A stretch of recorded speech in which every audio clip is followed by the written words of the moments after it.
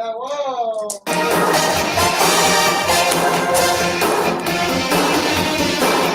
What up, fight fans? You know what time it is, baby? It's Elbows of the 80s. Ooh, yeah. Elbows of the 80s, no doubt. And of course, we're going to have the panelists come and join us soon. Peace to each and every one of y'all joining. Please hit the like. That's right, we're getting it in tonight. I got something special for you guys. Welcome to Elbows of the 80s.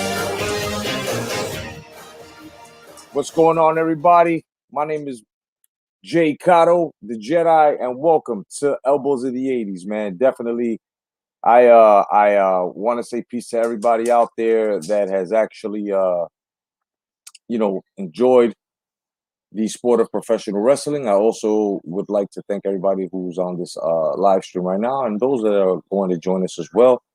Tonight, I've got something special, and I've got some sound bites, very, very good sound bites on Jessie the Body Ventura, basically exposing why he left Vern Gagne and why the AWA didn't last. Then we've got him speaking on when David Schultz slapped the 2020 reporter. Then we have him speaking on how Hulk Hogan stooged him the fuck out, meaning, basically backstabbed him. And then finally we'll have exactly why he has sued the WWE. And I'm going to bring this to you guys. Peace to my people. Electro Jed, what's going on? There goes my first panelist, no doubt. Let me pass you the link, my brother, and you can get on. Definitely. Waiting for Electro Jed. Peace to Electro Jed. Peace to my man Khalil, the man of steel. What's going on, my brother? Thank you for joining, man, no doubt. And please hit the like button so that way we can have the algorithms doing their thing. So we've got a lot of things to cover here tonight. Andre Rodriguez, what's going on, brother? Now, like I said, we're gonna get into this. The first, we're gonna hear why he left Vern Gagne and why the AWA didn't last. Then we're gonna hear him talk about David Schultz on exactly why he slapped the 2020 reporter. Then we're gonna get into when he talks about Hulk Hogan on how he basically snitched him out to Vince McMahon. And then finally, we'll get into why he sued the WWF 3 times. Yeah, he sued him 3 fucking times. That's right, 3 times. No other. That's right, everybody. Welcome, Electro Jed. What's going on, Jed? Hey, what's up, brother? How you doing? All right, brother, no doubt. And peace to my man Joshua Littlejohn. What's going on, wrestling heads? No doubt.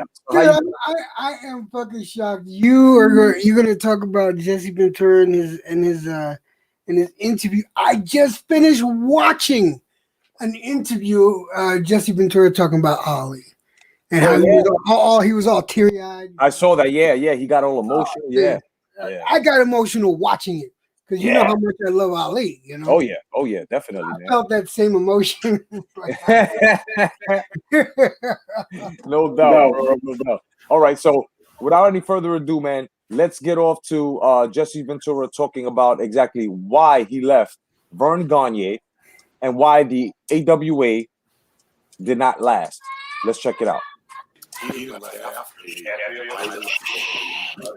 first 3 to leave were Hogan, David Schultz, and Okerlund, and I was right behind. I came when Vince called. Because Vince had told me I went back to Vern after working with Vince's father. Right. I went back to Vern, and before I did, Vince told me I'm going to call you in about 6 months, and then you're going to come and work for me forever. And I said, okay. So I went back to work for Vern for about 6 months, but I knew the call was coming. Right. You know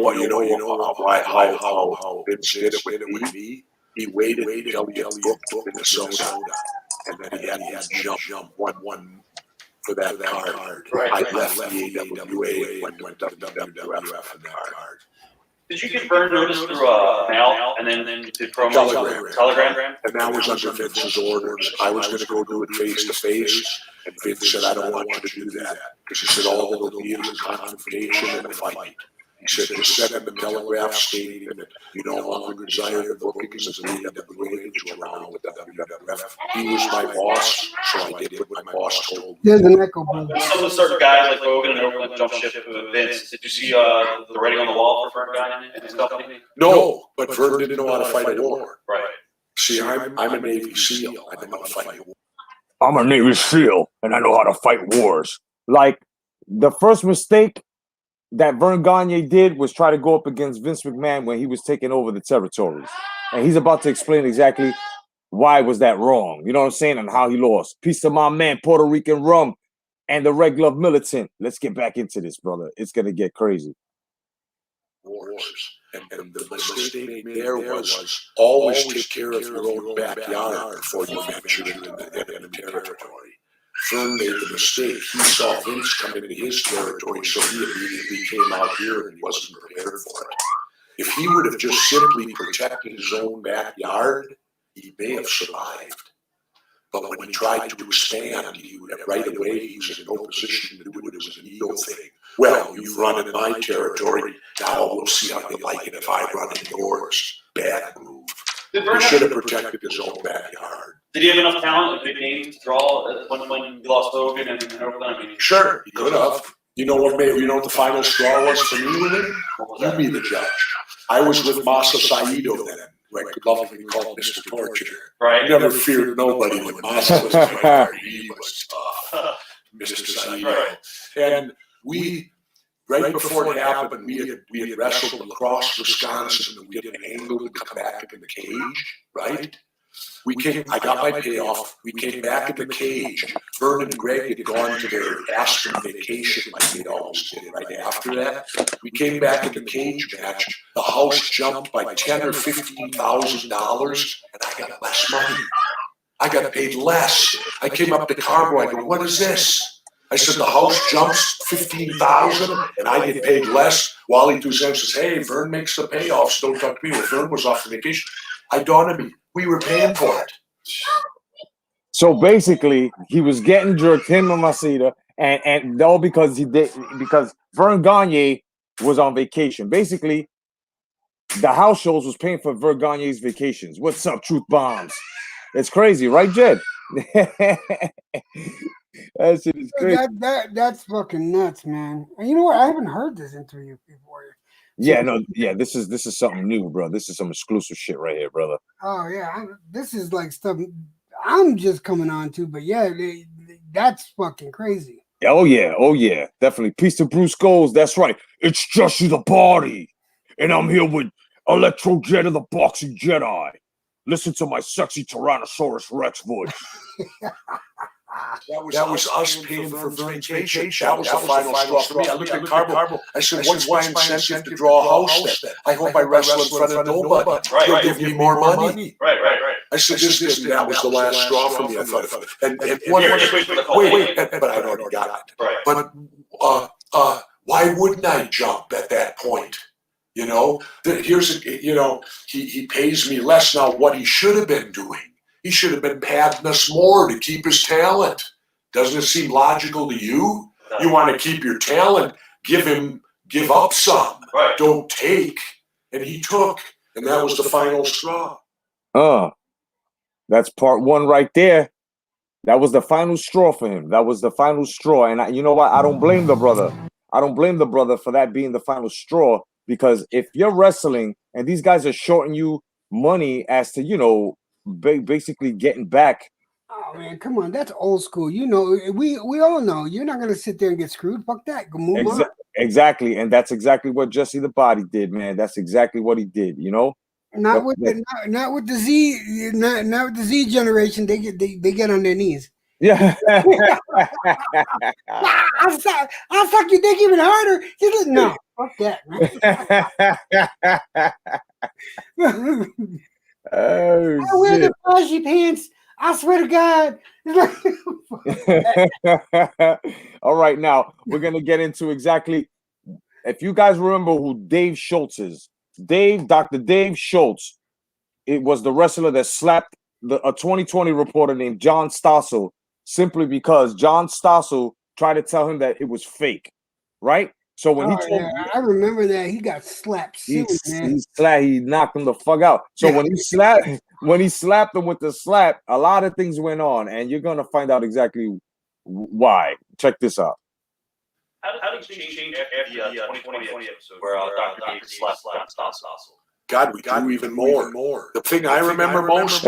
He said, "So how was it, man? How did you feel? How was everything over there when Dave Schultz knocked out Dustin?" He goes, "Oh God, it showed even more." Hell yeah, man! I can see that, man. I remember that. You remember that shit, right? Hell yeah. You know, I like how these motherfucking like those reporters back then. Those athletes took a beating. They took a fucking beating. Yeah. I don't give a fuck if it's scripted or not. Some of the scripts were amazing, but you know, they took a fucking beating. You're gonna stand there and take that beating? He just gave them a little sample. He gave that reporter, John Stossel, a little sample of what each wrestler takes. Exactly. Times. Exactly, brother. Let's get back. This is how fake it is.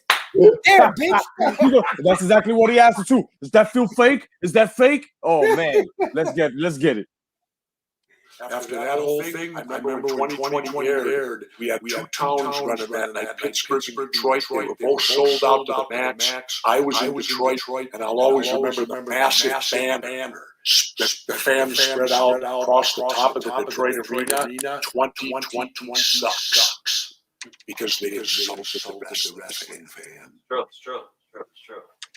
And hey, don't insult the rest of the wrestling fan. They're the most loyal fans on the planet. Hey. Not that they pay. They are loyal fans. So what? Even if it isn't work. Big deal. It's entertainment. Why would you insult what someone sees as entertainment for themselves? 2020 did that. They were villains.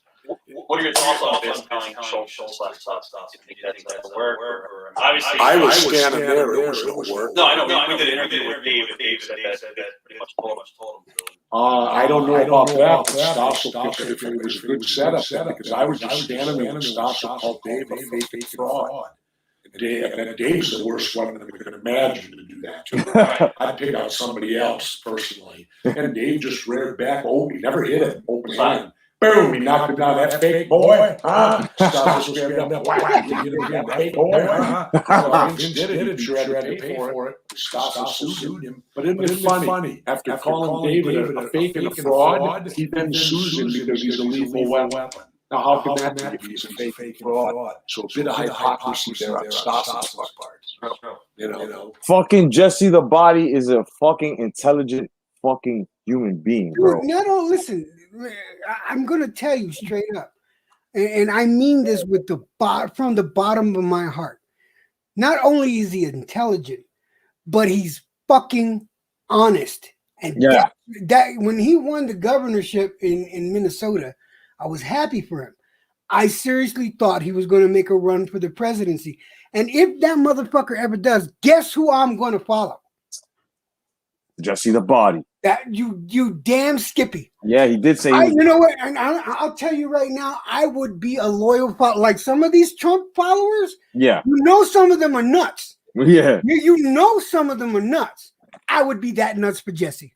Oh, no lie. Oh, definitely. Shit. Because he tells the fucking truth. Exactly. And not only that, bro, America would actually be saved with Jessie the Body as president, kid. I think so. I fucking think so. Oh yeah, definitely. I fucking think so. Yeah, if you're experiencing an echo, you fellas, what you have to do is leave the live and come back. You know, or refresh your page if you're hearing the echo from this. Who would you consider one of those guys in the locker room? A lot of tough guys in the locker room. Wrestling-wise, Billy Robinson. Shooter-wise, Billy Robinson was good, but yet Billy treated me again, another guy who guys feared. Billy never once, he never bothered me. Remember guys used to say, oh God, you got Robinson tonight. Don't bother me. Billy worked marvelous with me. Never had a problem with Billy Robinson. Awesome, kid. All right, that was excerpt number 2. You know, basically, Bruce Goes is asking, did Vince tell Schultz to slap Stossel and threw him under the bus? Yep, that's exactly what happened, kid. Stossel felt embarrassed, you know, and then Vince basically threw him under the bus. You know what I mean? Like, it's crazy. Now we're gonna get into Ventura talk about why matches versus him and Hogan was scrapped. And this is where we're gonna get the skinny on these motherfuckers, because there's a lot of dirt. I mean, Hulk Hogan, yes, he's an innovator, but Hulk Hogan did a lot of wrong things, man. A lot of wrong things to a lot of wrestlers. You know what I mean? So let's get into it right now. You got sick or something? Yeah, no, I didn't discover it. I ended up 7 days in the hospital in San Diego. I had pulmonary emboli, like clots in the lungs. Okay. Happened over a 3-day period. I didn't know what it was. It was coming on. I had no breath. I couldn't breathe every time I wrestled. I should have been dead. Because pulmonary emboli is usually for the first time. It was the night before I was supposed to start my big 3-match go around all over the world. John Studd had to take my place. But so basically, Big John Studd is the reason why he's known in WWE. Had Jesse the Body not gotten sick. You see how that plays out? Fucking awesome. Dad comes good because my convalescing. That's what called said. Well, first of all, let me give credit. When I went down, he still continued to pay me $1,000 a week, which I didn't have to do, which I give him credit for. But I drew enough crowds that I didn't get wrestled, and I think it more than paid for it. Right. Because Studd replaced me. And then Vince called me, and it turned out to be the blessing. He called me Jessie. And I was because I got an idea. I said, "What's that?" He said, "You get broadcast." I said, "No, I got it." He said, "Well, here's my idea. I want to put the first one on the mic. There's never been a sides with the heel on the mic. That can you do that?" Right. I said, "So I came back. I'll never forget the first time on TV. Vince pulls me in and says, here's your mindset. So now you're learning the story as to how he went from wrestler to announcer, right? And this is what happened. He was diagnosed with some real pulmonary disease, and he said he should have been dead. What's up, Tony Boswell, my bro? What's going on, brother? You know, and you're muted, brother. I will tell you, I will tell you how serious that illness is. It's exactly what I have. Look at that. It's exactly what I have. It's just his body. And I like to say, we're basically sick brothers. Exactly. Here's the thing. It starts off with a PE. No, it starts off with the DVT. That's a deep vein thrombosis. Right. And how it becomes a PE, a pulmonary embolism, which is what he had, right, which would have killed him if he went in the ring. No lie. I ended up with 3 golf ball sized blood clots in my lung. That's a PE. I should have been dead. I was in the hospital bed, immobile for 2 fucking months. That shit is no joke. Damn. And I'm dealing with it to this day. I've been dealing with that fucking problem since '89. Shit. And it's been going, you know, it's gone, come back, gone and come back. And I've been dealing with it since '89. So it's a serious fucking ailment. Don't think it's not. It's a blood disease that it's a fucking killer. It is. Yeah. Wow, man. Thank you for sharing. I appreciate that. Yeah, I appreciate the fact that he shared that. And yeah, man, he could have died. Because if you dislodge, the problem with the blood clots, all right, is that they move around. Right. And they can go to your lungs. They can go to your heart. Yep. They can go to your brain. If they go to your brain, you're going to get a stroke. Yep. If they go to your heart, you're going to have a heart attack. You're going to get the Widowmaker. It's done. No lie. Yep. No lie. Get it to your lungs. He said the Widowmaker. if you get it to your lungs, I'm going to tell you, I'll give you an idea of how that feels. Imagine a big, fat, 350-pound woman sitting on your chest. Oh, damn. 100% of the time with heels digging into your chest. That's what that shit feels like. Damn, and that's bro. no exaggeration. Shit. None. Holy shit, bro. Damn, man. Thank you for sharing that, man. That's crazy, brother. Puerto Rican Rose says Big John Stud's son wrestles in the DC, Maryland area. That's what's up, man. I'm glad he's picking up after his pops. Red Glove militants that Jet don't look like Undertaker no more. Hell no. Red Glove. Crazy motherfucker. Oh, shit. Let's get back to this. He said, if you believe it, it's true. That's awesome. That's awesome. I said, okay. That's awesome. That's I'll awesome. wait. So I He did gave things. me the ball. He gave me the ball. Let me run with it. I don't think I fumbled. No. If you did work, how do you think that program would have done? I think it's been phenomenal. It was sold out everywhere. Yeah. John made a lot of money.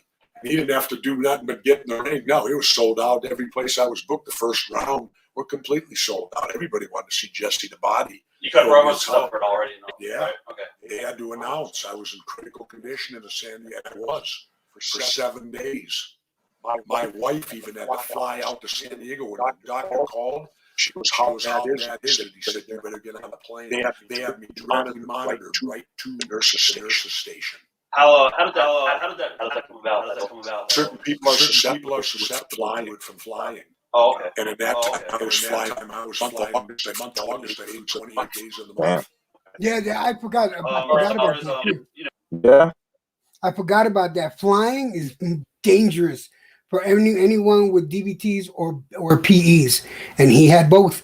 And yeah, that shit is fucking dangerous, man. Because all that. Because think about it, the cabin pressure changes, and the altitude changes.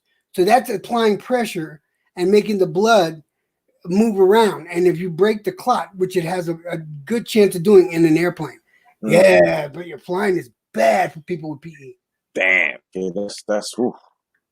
You know, the doctors did they pretty much tell you in the ring? No, I came back and wrestled. Remember that famous Saturday night where I broadcasted gun ring and then I challenged all the announcers in any other sport. I'm the only announcer in any sport. You don't see a football announcer going out playing football. Right. So I quit wrestling on my own. I started making as much or more money because it was two separate deals I had with Vince. I started making more money broadcasting than taking bumps. I already told you I didn't like bumps anyway. So I thought, wrestling, I can just mouth off now all I want. I don't have to get in the ring. So I just switched to announcing. You and Vince's chemistry together is just awesome. Well, I'd do it again right now if it put the decimal place. That would be awesome. Right. But the decimal belongs. I'll be back tomorrow. Oh man, that would be fucking awesome if that was to happen, right? Dude, let me explain something. I liked it when he was an announcer. I did.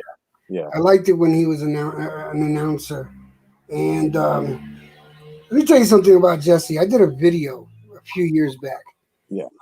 About Jessie the Body and the shit that he was going through with that guy, Kyle something or another, the Navy SEAL that talked shit on Jessie, saying that he knocked Jessie down and this, that, and the other.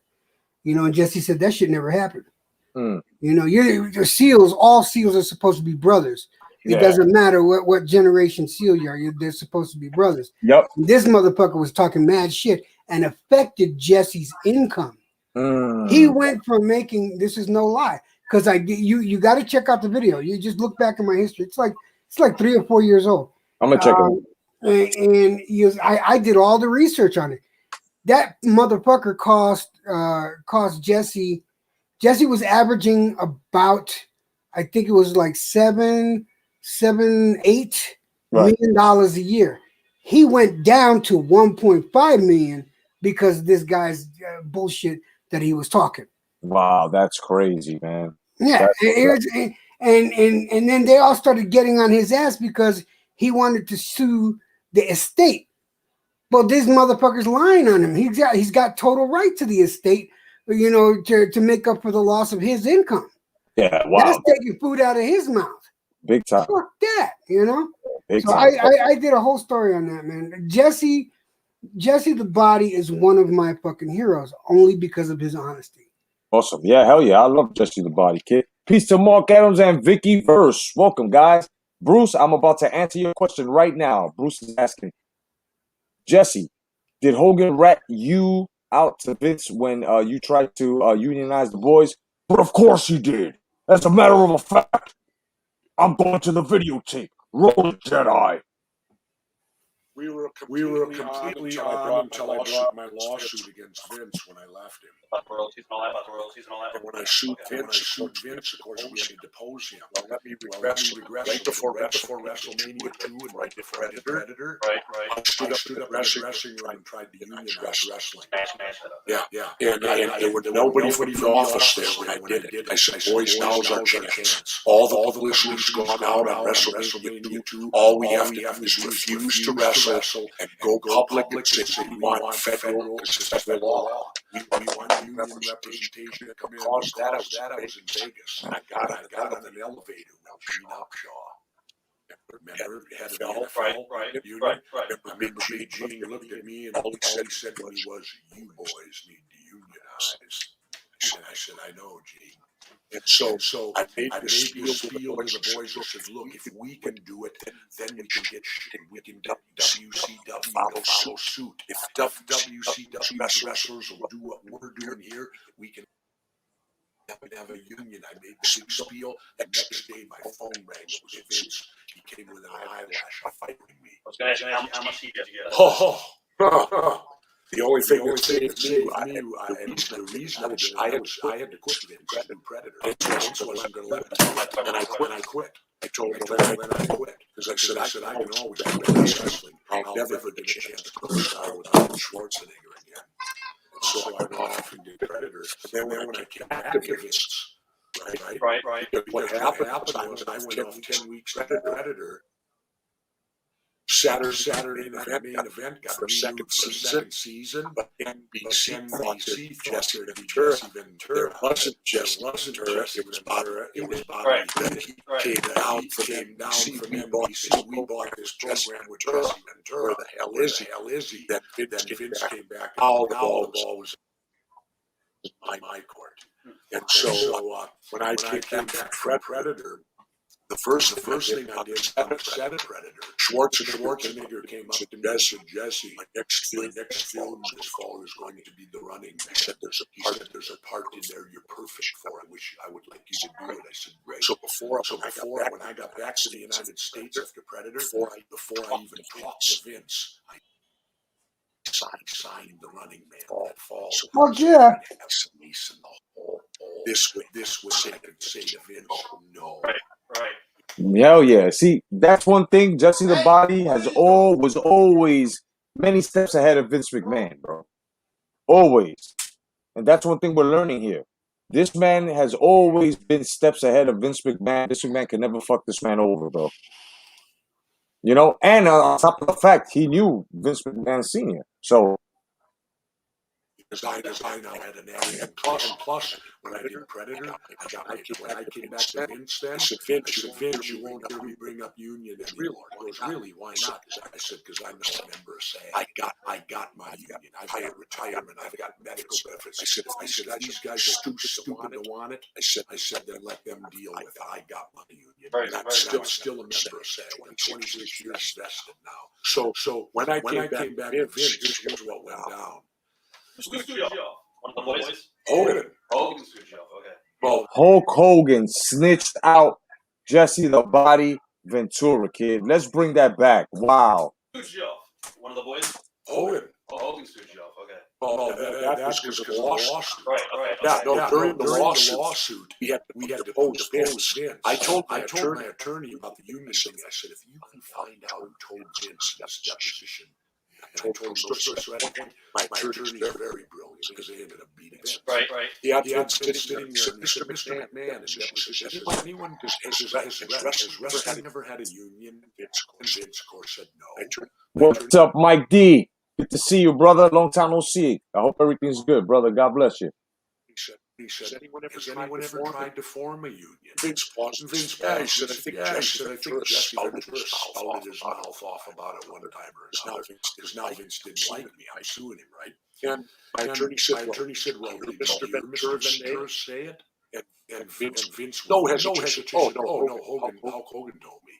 And I didn't show no emotion, but I almost fell to the floor because Hogan was a friend. And I found out, my God, it was Hogan who stooged me to Vince for trying to, and Hogan denies it. Well, That's crazy. The Hogan, Crazy. I've heard so much fucked up shit about Hogan. You know, the thing about Hogan, man, is that all the dirt comes out on him now. How he was like a fucking prima donna and shit like that. Yeah. And we're not even going to talk about his fucking racist statements. We're not going to talk. I'm not even talking about that because everybody makes racist statements throughout their lives. So I'm not going to judge him on that. You know, I'm not even going to judge him on the sex tape. I'm not going to judge him. You know, you want to get laid, everyone wants. The reason why I won't judge Hogan on that Bubba the Love's wife's sex tape was because, first of all, Bubba the Love Sponge recorded Hogan fucking his wife. He knew.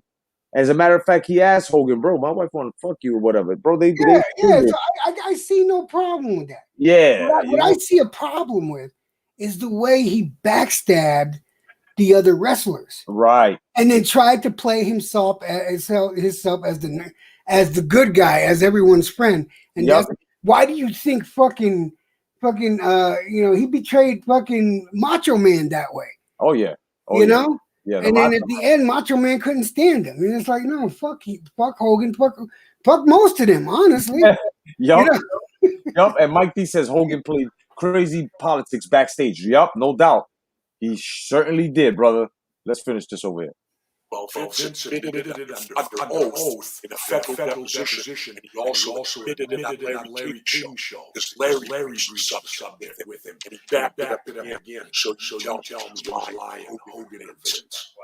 I know Hogan went on Howard Stern. I don't know if you want to comment about this at all. And he made some accusations about you being a white swapper and spoke hot with you and Adrian Adonis. Is that even called? Well, first of all, I smoke pot. Who didn't? Right. Wife swapping? Ridiculous. Let me challenge back and go, I've been married 37 years to one woman. What happened to his wife? Ooh. Woo! That's a burn, man. Hell yeah. Why do you think I hate him now? Right. That he would go out and say sorry about you. Have you heard that before? Howard told me. I know. Howard told me when I was on with him. Okay. That's the biggest crack of crap I've ever heard. Oh yeah, I had to play those retreat stuff. My wife and I went down there. We wanted to see what it was. We watched it. I bought a T-shirt because I knew it would be controversial as hell. Because I used to wear it with the beach, Plato's Retreat, when I wrestled in 81, I think, or something like that. Wife swapping. my man is crazy. Yeah, man. You hear that shit? Mark Adams says, hate to be the hater, but Hogan and Jesse and Macho got everything from Austin Idol and superstar Billy Graham. You ain't lying, Mark Adams. You're not ruining anything. We already knew that. Good input, though. But yeah, man, it's, everybody took a little bit of everybody, and they still do. And, but they do it in bad taste, around here and shit. Now, we're going to get to the final excerpt as to why Jesse sued Vince McMahon in the WWF 3 times. Not once, not twice, but 3 times. Check this shit out. Well, because all the time that I was dealing with him after I started in Hollywood, I got royalties on Predator, I got royalties for everything I did in Hollywood, and every time we come into negotiations, I'd say, Vince, how come I get royalties in Hollywood and I don't get them from you? Right. I said, I get royalties for everything I do out there, and I don't get nothing from you. Well, Vince said, I don't pay royalties. He don't want the case. Nobody requires him to pay royalties. There's no law. But during Discovery, we found out certain people were getting royalties. Hogan, Cyndi Lauper, Mr. T, all the people that came from the real outside world, when they negotiated with Vince, they got royalties from Vince. Damn. Wow. That see, so that's dirty, man. Yeah. And he wouldn't take care of the people that fucking back him the most. Yeah. Oh man, fucking Jessie was there from the. Oh hell no. Yeah, this is exactly why WWE's falling apart, bro. It's motherfucking, what do you call it? It's karma. Biting McMahon in the ass at an old age now. All this shit is being let out. It's crazy. Wow. This is awesome. When was this interview? This was on the Title Match Wrestling channel. This interview was November 2017. I mean, I never heard this one. Yeah, this is, I'm telling you, it's extra nice, bro. Our number one boy Hogan was getting him. Nobody else, though. That's how I won the case. It's called quantum merit. When you sit down and negotiate, there's a belief that the other side is telling you the truth. If you think, well, let me prove in court, Vince was not honest during the negotiations. The jury found for me completely, and when I went to work for WCW, I negotiated royalty there, and all the jury did was take my negotiated royalty and apply it to Vince. And then I sued him quickly the second time. He took that to the Supreme Court and lost all the way. When I immediately sued him again for future royalties, that he settled right away. So I did that rate. Now I'm in his computer. So every 4 months or whatever it is, he gets a check out to me. Woo! There you go. So to this day, Vince McMahon gotta pay Jessie the Body and royalties, kid. That's the way to do it, Jessie. Woo! That's the way to fucking do it. That's right, because I'm a sexy Tyrannosaurus Rex. I ain't got time to bleed. And I call it my wrestling retirement. I'm the only wrestler. My wrestling retirement. He's the only wrestler with a wrestling retirement. Holy shit! You heard it first here. I took him to court. Now, when this is going on, did you ever call you trying to settle into one lawyers? Never. Okay. When it was over, did he call you over? Did he call you at all? Yep. What was that conversation? He screamed and hollered at me. That's mine. I just held the phone away when it was done. I brought the phone back and I said, the jury said it was my money. The federal judge said it was my money. The appeals court said it was my money. The Supreme Court of the United States said it was my money. Vince, I think you're of a minority opinion. Yeah. And obviously, you guys did business. Right. We get along actually better today. You did, you know. I'll put it to you this way, and this is embarrassing. My biggest payday in wrestling was when I refereed SummerSlam as the governor. Oh shit! That's embarrassing. My biggest payday is the freaking referee. Damn, that's that's fucking nuts, bro. Yo, I got one more extra clip for you guys, and then we're gonna get into some wrestle talk. It's why he quit the WWF over a Sega Genesis video game with his likeness in it.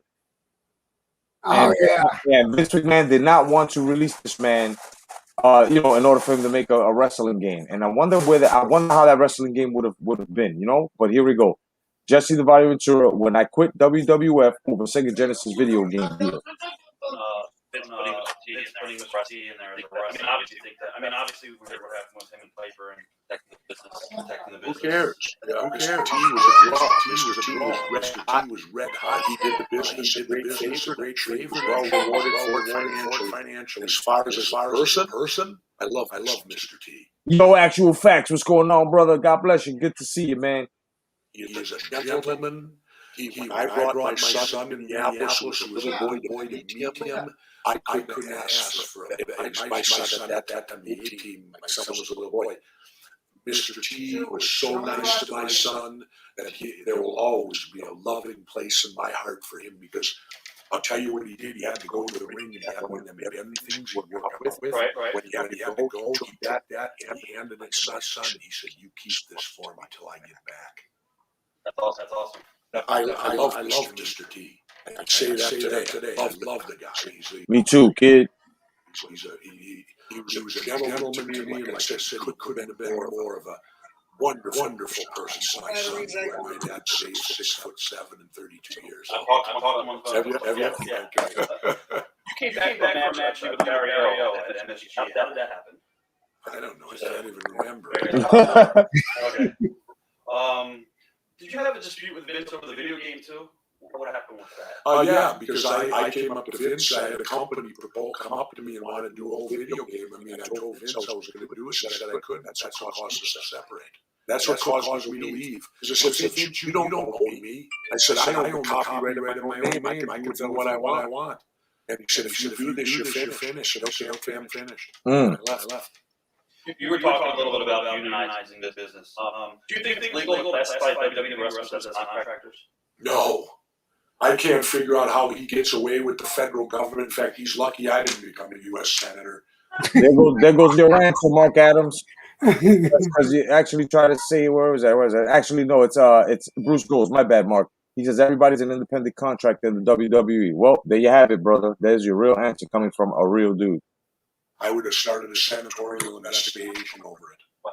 They are not independent contractors by any stretch of the imagination. My God, they tell you when you wrestle. They tell you who you wrestle. You can't wrestle for anyone else. An independent contractor, I should be able to wrestle for any organization I want. You're signed exclusively. Right. How the hell can they get away with that? That's something wrestling has gotten away with. It's been criminal. And why do you think nobody's been able to prove this in court at all? They could prove it. It's just that the government don't give a damn. That's all it is. Why does the government care about wrestling for? You know, if it had some effect on a congressman or a senator, you'd see it get exposed quick. But that's the biggest fraud going, independent contractor. That's just so they don't have to pay no taxes. They don't have to pay Social Security. They don't have to give you a damn bit of benefits. There you have it. That was it, kid. You know what I mean? It's crazy. It is nuts. We have learned the secrets. We have been basically told about the inside workings of this fucking well-machined oil of Vince McMahon's. And now it goes to show you that maybe those other territories weren't really bad. You know? Maybe having other wrestling territories around was a good idea. But it was Vince McMahon who actually defeated motherfuckers. He was like the Borg and, fucking grabbed everyone. He said, we will grab all your entertainment. Yeah, assimilate. And assimilate all your entertainment.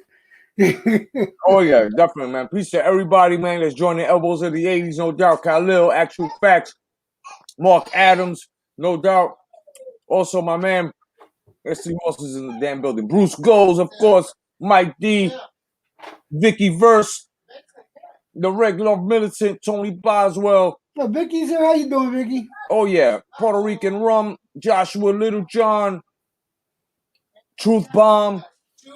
Peace to everybody, man, that has joined, man. I'm glad you're here. And, I hope you like that little segment there with Jessie the Body. Who was actually... you want to know something? Yeah. I'm gonna tell you, it's nice not talking about Canelo and fucking Saunders. I have been talking Canelo Saunders since like a week before the fight, during the fight, over the other channel that I'm looking at. Yep. And I'm just glad we're not talking about that no more. Yeah, it's like the election. The shit's over. Can we fucking move on? Yeah, right. Hell yeah. Yeah, no, Mark Adams. That was a wrestling interview. Oh, I wanted to show you that thing, didn't I? Yeah, go ahead.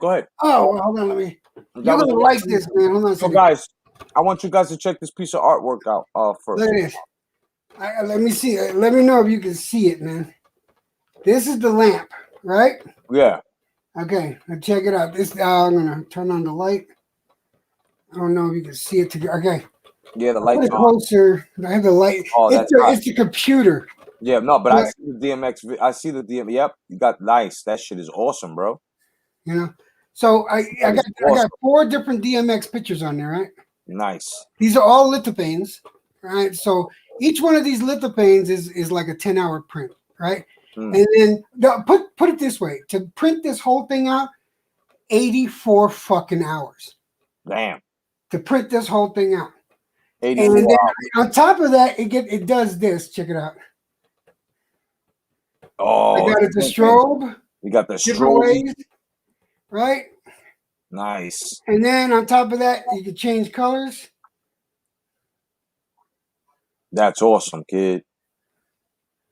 So yeah, dude, this is the one that I wanted to show you that I've been working on and off. Awesome, bro. That shit is no joke. Word up, man. That's fucking sick. That's my DMX tribute lamp. No doubt. DMX, rest in peace, Yeah, brother. DMX. Oh, remote control, by the way. No, yeah. It comes with a remote, no doubt. No doubt, man. Yo, if anybody's looking, want any projects done, 3D projects or whatever, man, just let Electro Jed know, man. Soon he'll be hitting me with links to his business and stuff. He's getting his stuff together. But once he has everything together, of course, I'm gonna be one of the supporters and advertisers for him. You know what I'm saying? So don't worry about it. If you would like to, how do you say, if you would like to, see how you can get one of these lamps and shit like that, you can reach ElectroJed through his email if you like, or you can reach me through my email. Tell me what you want from him. You could get a hold of me through my YouTube channel. This is my name and my YouTube channel. I got the same name under TikTok, under Etsy. Yeah. Under Etsy, it's ElectroJed 3D Design. Yeah, I got ElectroJed on dude. ElectroJed that's just me. Yeah, he said it's just me. I'm ElectroJed. There's no other. It's just me. Damn it. There's no Jessie. There's only one Jessie. There's one ElectroJed. That's it. That's right. That's got right. that, brother. That's right. No doubt. Oh yeah, there's only one. No carbon copies. Yeah, just one jet. But, yeah, I wanted to show you that because I thought you would appreciate it. And of course, bro. Everybody's appreciated. My man, Actual Fact says, "Wow, yo, man, that's super dope." You know what I'm saying? Wesley M, what's going on, Wesley? Wesley says that's sick. Tony Boswell, oh yeah, Tony says, shoot me your info. So I'm gonna shoot him your info. All right. Yeah, that's fine. Boswell after the show, definitely. Yeah, definitely. I mean, everybody's loving your shit. I'm telling you, man. I'm telling you, ElectroJed, bro. You got that glow. My wife was kind of sad, right? I said I'm thinking about sending. I was telling her I'm thinking about sending Kodo my fucking my Thanos, right? Yeah. She's like with the sad puppy eyes, like. I was going to paint it for you. I said, but you've been busy, babe. You've been working. Yeah. Seriously, she did it. Dude, you know, I had the cave, right? She gave you the quiver. She gave you the quiver lip. Yes, she did. That's crazy. That's crazy. Hey, Bruce Goals, man. Thank you for that compliment. I'm taking this as a compliment because that goes to show you exactly how, live editing goes. You know what I'm saying? And how I'm able to stop, in the middle of a sentence of someone who's pre-recorded. Thank you very much, my brother. You have just solidified something for me. Tony Boswell, I definitely got you, my brother. I'm so glad you're here. Sorry for the echoes. Sometimes if you get an echo, you have to leave the stream and come right back, for those guys listening, So the next thing I wanted to get into is this. Why, besides the talent and the writers not working as a cohesive unit, as to why the WWE has failed, what else do you think? You know what I'm saying? What else do you think caused the WWE to fail? I'm sorry? I'm thinking people are just getting fed up with it. You know what? The fans love their wrestlers so much. The fans fight for their wrestlers. Right. Yeah. And I think a lot of the wrestlers are starting to realize it. One of the ones that I like a lot, who keeps talking shit about WWE, is the one that went over to. Why can't I can never remember this fuck's name. But he went over to MMA, lost badly. What is his name? CM Punk. CM Punk. CM Punk, like I started listening to the shit he was saying, and he just wasn't taking it anymore. Yeah, he might have been acting like a spoiled brat, but this shit's true, man. Just listen to what Jessie said. It's like, what the fuck, man? Yeah, I mean, Vince McMahon was one that, if he signed you, he basically felt like, you were his property. And Jessie the Body hit the motherfucker legally. How are you legally called a freelance and yet can't work for anyone else but one company? Exactly. How the fuck does that work? That's what I'm saying. They're not. These guys are not independent contracts. These guys are contractors. These guys are basically, you know, they're contracted, but it's also a slave contract because you can't go anywhere else. You can't do anything, and if you do, you have to talk to Vince about it. And of course, Vince is gonna act like your agent, unless your agent has balls enough. If you're a wrestler and already have an agent, but you know, otherwise of that, I don't think that these guys are actually gonna, you know, ever be real independent contractors. You know, Mike D says they pulled the curtain back too much. The internet dirt sheets really hurt it too. Oh yeah, Mike, no doubt, it really, really does. I have thank you, because those are one of the major factors, you know, as to where they started showing the secrets, you know, of wrestling. You know, we can understand the stories. We all, you know, we all know the stories and the tragedies and the you know, the downfalls of most of our wrestling heroes and shit and vets, but the other shit that goes on, it's exactly what, you know, what Mike D, our brother is saying here, man. You know what I'm saying? It's crazy, bro. Yeah, exactly, Kal-El. Exactly, man. It's still kayfabe is dead with social media. You know? Yeah, my big thing for the whole period that we've been doing this thing today, right? Yeah. Is the John Stossel slapping. I remember that. I remember watching that shit when it happened, right? Dude, everyone. Did the 2020 really think that the fans were that stupid? Yeah. Yep. Apparently they did. Everyone knew that shit was. Yeah, they did. They went there for the showmanship. You know, it was never called wrestling. You know, professional wrestling was never called a sport. It was from day one. It was sports entertainment, emphasis on entertainment. You know. Yeah. So when John Stossel was lucky that he got that slap, because if he would have got the full on slap that those wrestlers got to take, tag team partner. Yeah, I'm sorry. Go ahead. If he would have took one of the slaps that the wrestlers had to really take, that motherfucker would have been he would have been permanently damaged. Oh man, bro. Man, I mean, he slapped him. He slapped him in some shit, bro. I mean, he slapped the shit out that boy. It was funny as fuck. Yeah, and you know what's funny? I'm about to show you guys this shit right now. All right, here we go, bro. The also famous motherfucking Dr. David Schultz slap. That's right. I'm giving it to you because you motherfucking guys rule. So without any further ado, let's hear Dr. David Schultz slap this shit out of fucking Stossel. Because Stossel deserved that shit, son. Here we go. I hope you guys enjoy.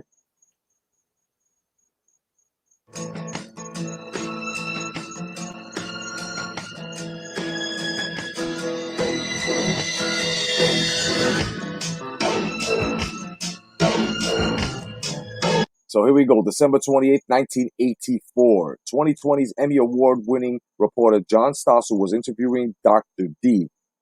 David Schultz, a WWF professional wrestler. Stossel's reports were known for exposing untruths in all types of businesses.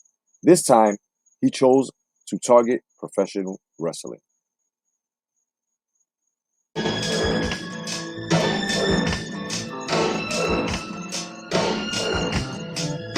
You ain't lying, that was a mistake. It's Jessie the Body, and that was a mistake. Oh yeah.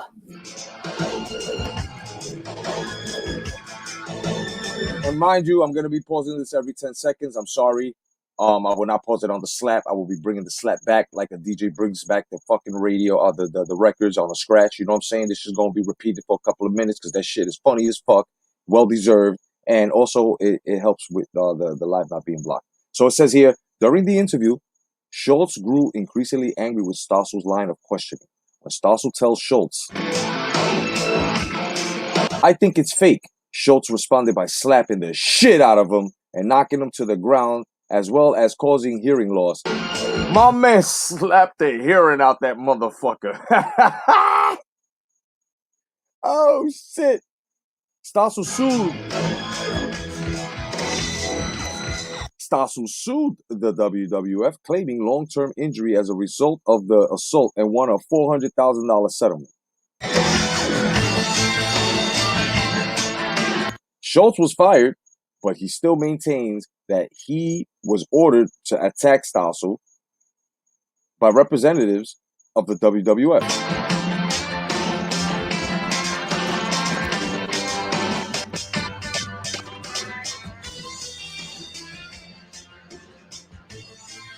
To this day, no one but Vince and Schultz know how it really went down. But in this video, we will hear Schultz's side of the story as well as comments from other WWF superstars that had witnessed the event. So what I'll do is I'll show you the slap and then I'll black screen it and just put the audio to hear the other wrestlers. Check it out.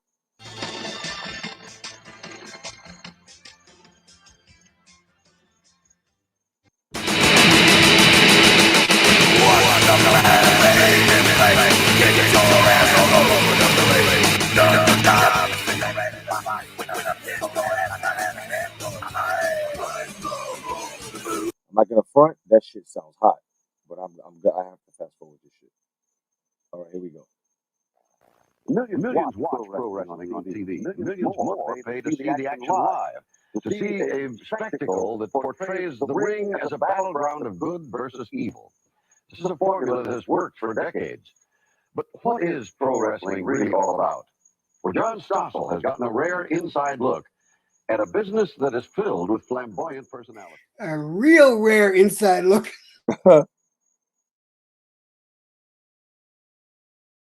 There's one last point I'd like to bring up. Independent of whether wrestling is a monopoly, of the fact that the matches are fixed, of whether wrestlers are blackballed, what do these shows do to the people who participate in them and who watch them? It is a great show, but does it encourage violence? Some psychologists told us they think it does.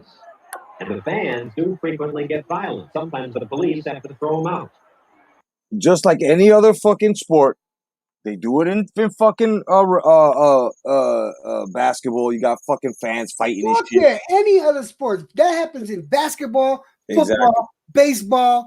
Shit, how many times have you seen fucking fans run on the goddamn baseball diamond? Exactly. And this is why they have security at those events. Because you know that motherfucker, especially when there's alcoholic beverages being served, of course a motherfucker's gonna get rowdy and act like they fucking 20 times the men. You know what I'm saying? Word up, Tony, but he don't say it's fake anymore. I love what Kal-El said. The doctor prescribed a dosage of palm oil. Word up. The man is still with Tony Boswell with the fucking jokes, bro. My man said, watch that shit in VR. You get the VR experience. Let's get back to this shit, son. Oh shit. Maybe fake violence breeds real violence, and not just among the fans. Seems to egg on bullies like 6'6", 260-pound Dave Schultz. That's where he fucked up. See, nobody caught on to this since '84. I did just right now. What did this man just call this man? What did he just call Schultz? He just called him out of his show name. That's what No. He called him a bully. Listen again. No, but the thing is, people. Yeah, you're right. He called him a bully. But go ahead. Yeah, go ahead. Watch. Among the fans.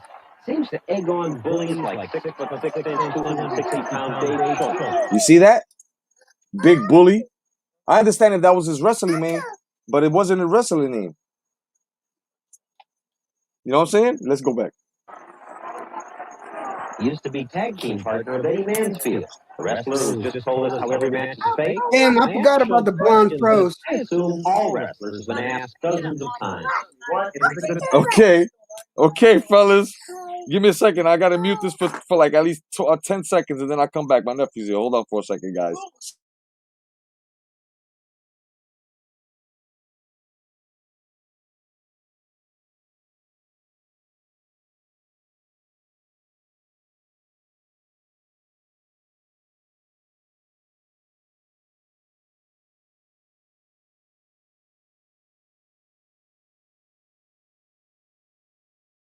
Yeah, guys, he got feelings. Hell feelings yeah. of face palming. He got that slap across the ear with the palm oil. Yep. Palm oil. My man he gave him the strawberry bear claw across the face, bro. Yeah, it's a good business. I wouldn't be in it if it wasn't. Why is it a good business? Because only the tough survive. That's the reason you ain't in it. And this punk holding the camera reading, he ain't in it. Reading these rednecks out here ain't in it, because it's a tough business. That's terrific. Well, is that all you got? I asked the standard question. No, standard question. I think this is fake. You think it's fake? Oh, oh, oh. What the hell's wrong? Wait. I just pissed myself. Hold on a second. Hold on. I need a moment. Hold on a second. No, He slapped him again. oh, wait. Oh, hold on. I think I gotta change my shorts. Hold on a second. Ooh. Ooh. Oh, that's open hand slap, huh? You think it's fake? Ooh. Hold on a second. Can you replay that? Just one more time. Thank you. You got? Oh, Lord. Standard question. You know, Oh, that's right, Georgia I think this Peaches. is fake. You think it's fake? Huh? What the hell's wrong with you? That's open hand slap, huh? You think it's fake? Think it's fake? How that feel? That feel fake? No. Standard Wait, question. let me give you some on the other You side. think it's Hold on a fake? second. There, now you got a pair. Huh? What the hell's wrong with you? That's open hand slap, huh? You think it's fake? I think this is fake. You think it's fake? Oh, God damn. That never gets old, dude. I can watch that shit all day. Oh my God! Oh, the second one, the second slap rules, bro. The second slap rules right here. This shit right here. What the hell's wrong with you? That's open hand slap, huh? You think it's fake? Wow! Huh? Oh my God! I son. bet he doesn't feel fake no more, does it? Huh? What the hell's wrong with you? That's open hand slap, huh? You think it's fake? Yeah, look at that. Mr. Fuji is watching. You got, you got Fuji is Mr. watching. I'm Fuji. surprised Mr. Fuji didn't slap him too. Yo.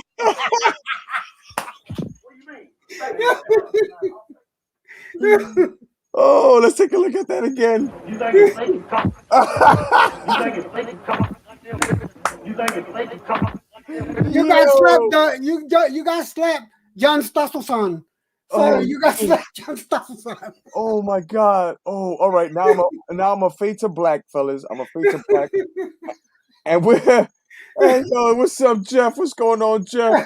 Yo, he slapped the DNA out of him, son, in the same cheek. I'm surprised he didn't break his jaw, dog. All right. No, it wasn't the same cheek. No, it wasn't. He got hit on both sides. He gave him a On pair. both sides?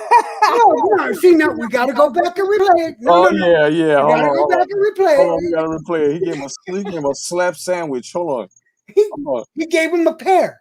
He didn't want him having a mismatch. Oh man, hold on. Oh man, that's hilarious, bro. hold on. We're bringing it back. Wait. Bringing it back. Hold on. What? Standard question. No, Standard question. I think this is fake. You think it's fake? Boom. There. One? Yeah. He clipped him on the left side. What's wrong with you? That's open But hand the slap. right huh? side don't look You right. think it's fake? Hold on. Yeah, okay. Oh. John Stossel-son. Fucking Mr. Fuji in the back. John Stossel-son. That look like You think it's fake? Yo, all right, now we're gonna fade to black. You know who the best man in this business is to me? That started me and gave me the heart and soul to get in, really, besides my father, was Dr. D. David Schultz. And I didn't say anything about you last time, Dr. D. Brother, I loved it when you slapped John Stossel on his ass. I got wrestlers saying thank you for the service. He gave him a service slap, dog. In 1985. You know, it's really great now.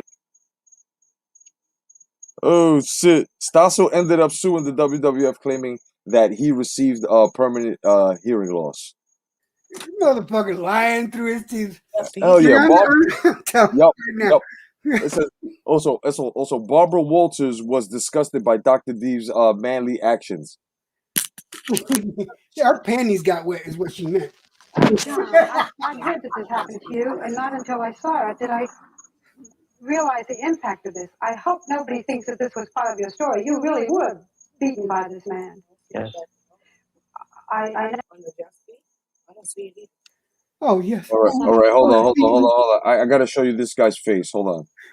you, and not until I saw it did I realize the impact of this. I hope nobody This thinks is that this was part of your story. You really were beaten by this man.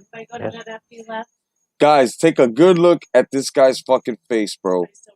This is what a face looks like. You see that shit, guys? You see that shit, son? Dude, don't his mustache look a little crooked now? Bro, his mustache at a 45-degree angle, dog.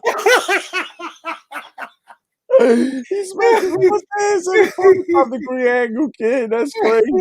Yo, guys, if you want to donate to the channel and help this channel, man, progress, bro, we're there, bro. We've got a good Oh, set, man. shit, that was, yeah. You can go to this link right here, the paypal.me/jcotto fight page, and help this channel. That's right, bring more, should I say, revolution into this shit, and more edits and cuts and shit. And I will have my own shit going on as well, man. So Yeah, look, even if you can donate to the channel, man. Bruce goes 2 slaps equals beating. Yup. Really? No, bro. Let's if go. that's the case, I took an ass whipping and a half a few times. Bro, that is some crazy shit. Let's go back. All right, let's go back. All right. I know that it's been difficult for you emotionally just to watch it. How is it physically? What does he do after you? It just makes me mad. I mean, he hit me right on each ear. Doctor now says I have ear damage that's probably permanent. My ears hurt when there are loud sounds. Every time a bus goes by or people talk loudly, it hurts. Bro, he a straight bitch. It hurts. It hurts. It hurts every time I hear a bus. Now, don't get me wrong. The guy's a good reporter. He is. No lie. He is a good reporter. But he stepped in a world of shit with that. Well, the reason why I got to disagree that he's a good reporter is simply because, first of all, he already has stereotyped the man. He's a wrestler. So No, I'm saying because he's a wrestler, right? Now you labeled him a bully. So yeah, what? exactly. And you wrong shit there. Right, and you could tell that he heard him call him a bully. You know he knew that, so that's why he was already agitated with the dude. You know Yeah, and the thing is, like I said earlier, he gave him a little taste of what the wrestlers got to go through every fucking wrestling match. No doubt. Bruce goes, that's called the Boston Bell Ringer. Tony says I can't breathe. Tony says I can't breathe. Word up, kid. Only here, bro. You know what he got? He got the Birdie Bird from 33rd. Yeah. That's what he got. The Birdie Bird from 33rd. That's what he got, man. The Birdie Bird from 33rd. Yo, you boys are wild tonight, boy. Yo, kid, let's finish this, please. This shit is crazy. Oh. He said violence can bring about violence. Is this the result of something like this? I mean, this guy is an exception. Most of these wrestlers are hardworking guys who know it's an act and keep it to the act. But you must have been absolutely stunned. Barbara Walters trying to fucking bring the emotions out this thing. You must have been stunned. I just couldn't believe it. I make a living confronting crooks and people who are fakers, and the one time I get hit is confronting someone where it's obvious that it's fake. That's where you got slapped, because you're supposed to respect that craft. Because now journalism is fucking fake. How would you like that, Stossel? Let me see if I can act this out. All right, let me see if I can act this out. I'm going to do my best. Hold on a second. And now, Electro Jed's theater. I lost my teeth because I was fighting this one guy. And he hit me in my mouth. I was fighting him. He wasn't supposed to hit me. What's wrong with people? I am now emotionally challenged. This man knocked my teeth out. Thank you, people. Thank you very much. And the award for best Stossel impression goes to Electro fucking Jed. This is too much, bro. You guys got me fucking crying away, son. Let's finish what this fucking bitch with a lisp has to say. Hold on. Wait, thank you. Is that all you want to know? Is that all you want to...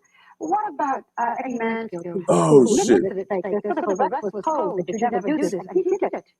He was unusual. We looked for someone who would talk about it for years, and none of these people would talk. He talks and has lost his job because of it, because he's mad. He feels these wrestlers work hard and get very little from these promoters. So they work hard and they get very little from the promoters, and you went in there on some whole other subject talking about his fate. And you call it, and hold on, Jed, hold on. This guy just insulted your intelligence. You know why? Because you just called this guy a good reporter. But that's what he should have reported on. That. Yeah, exactly. That's why. That is exactly. But he went the wrong. He fucking wanted to take on the Hornet's Nest. Bro, you think Howard Cosell, even though he's, but he was all around sports, do you think he would have got smacked? Oh my God. First of all, I don't think Howard Cosell would have been that stupid. Honestly, I don't think Howard Cosell would have been that stupid. I give Howard Cosell much more fucking credit than that. That was John Stossel being fucking ridiculous. Right. Exactly. Now, I'm not going to detract what I said. I think he's a good reporter, but he fucked up. He said the story he should have fucking talked about. Yeah. Right there. And what did he end up doing? He ended up belittling the facts with, is this fake? Yep. You think the fans don't fucking know? This is exactly why I don't think he's a good reporter, because a good reporter goes in there with his head on his shoulders and the questions at bay and on the subject. And this motherfucker went from talking now about the promoters and how the wrestlers don't get as much money to calling it fake in front of a wrestler. Bro, he should have got punched. In the Navy piece, it started out being funny and entertaining, and then became very true and very real, and unfortunately in your case, and that part of it too real. I hope you feel better, John. Oh, what they should have done is what they should have done, right? They should have took it a step further and put his ass in the ring. Yep. Now take a few minutes to listen to Dr. D, David Schultz, side of the story. All right, guys. Let's talk about 2020. This is probably the most controversial thing. You knew they were doing a piece on wrestling and exposing the business. I guess they did it with I think it was Eddie Mansfield, and there was somebody else on there as well. Forgot who was on there. There was somebody, Jim, somebody. Jim, the guy that's on in the 70s. Yeah, I forgot his last name. Yeah, he's on Georgia. Yeah, he's on every TV talk show. Right.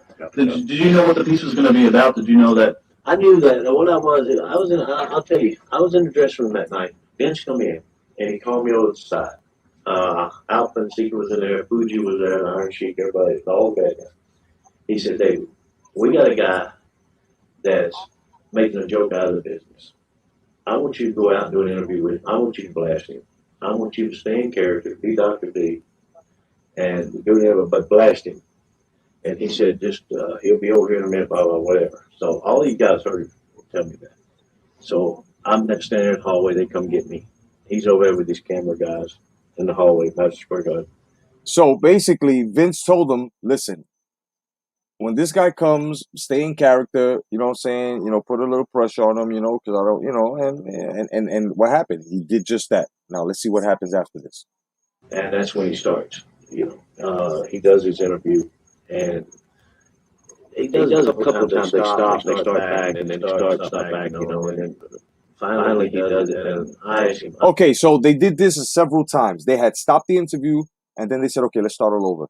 Right there, he had the chance to ask the real questions, the main subject. Why you wrestlers get paid so much and the promoters doing this shit to you, right? But and they gave him chance, bro. He said they did it several times. They went back and then redid the interview. But this motherfucker, John Stossel should have took that time to make a real story out of it. And what did he decide to do? Exactly. I'm telling you, it was a bad call. When I say he's a good reporter, he has done some fucking phenomenal reports. But all reporters, they have to take the dirt end of the stick. 2020 wanted this fluff story. They wanted this story, and John Stossel had to be the sacrificial lamb. They didn't think he was going to get slapped. John Stossel didn't think he was going to get slapped, but they went the wrong way. They didn't look out for the wrestler, the hard worker, like he said, that doesn't get paid enough. Right. It's right there in front of your fucking face. What are you going to go with? He went with the fluff story. That's what 2020 wanted. You know what I'm saying? That's exactly what they wanted. Well, they got it. Yep. Well, we know he did. Oh yeah, he got it all right. He got the he got that palm grease. He got the palm grease / strawberry bear claw, son. I said, is that all you got? That Boydie Bird for Tootie Bird. Oh shit, son. Hey, I'll ask you the standard question. I think it's fake. At that time, I thought he said, I think you're fake. Which, this is national TV. We're talking about Madison Square Garden going all over the world. I said, my mama slapped me open hand slap. You know, when I hit him, I slapped him. He said I hit him on the ear. No, I didn't hit him on the ear. I've stopped the tape. I slapped him on his face. I call it bitch slapping him. That's what I did. Right. I just felt like I should bitch slap him. That was it. Dave Schultz is a real bro, son. He said, I just bitch slapped him. You know, that's what we call it, a bitch slap. Damn, so nonchalantly, kid. Oh, Stossel got turned into a strudel, dog.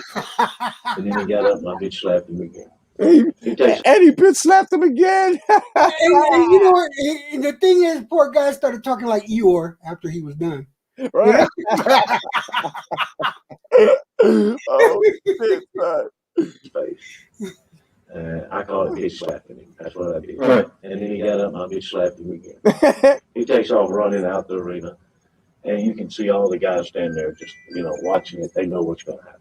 Yeah. So Vince comes down the hall like, hey, what's wrong with you, Dave? Excuse me. After all that's over, I go to the dressing room. After my match with Tony Inoki, he comes down and says, David, get out of here, get your gun, go to the Howard Johnson's. Go on, get out of here. You know, in case I have a problem. So that night, he called me at the Howard Johnson. Oh, you're okay. Everything's good. You did a good job. Don't worry about it. Blah, blah, blah, blah, blah. And then I was at the office in Stanford or Greenwich, not the New York, the old office. And he called me and said, hey, you did a great job. That's what we want. That's good. And congratulations, all this. And you're fired. And then later on, he says, I'm going to send you to Japan. And we're going to keep you out of here a while until the stuff. Tell them, don't worry about it. You're okay. Come back to Japan. You go to Egypt. You go to different places. We'll keep you out of here for 6-8 months. Bring you back. You're with Hogan again. Right. So I go to Japan. As soon as I get to Japan, Inoki, his people come in and say, hey, we want to do a TV thing like you did on Stossel. Because they had front page over there where I did Stossel, all this shit. And he wanted me to hit a reporter. So the reporter come in, he come in, I slapped him. He went down. Your Facebook. Yep. So he slapped him and he had went down. So that goes to show you that a lot of these fucking wrestlers don't play games when it comes to this. And you know, for future reference, you reporters, bro, you better, bro, you run into real guys, bro. You guys better be asking the right questions, bro, because you know what I'm saying? Bruce Gold says, bro, hitting on that vape pretty hard, good with bad lungs. Wait, Bruce.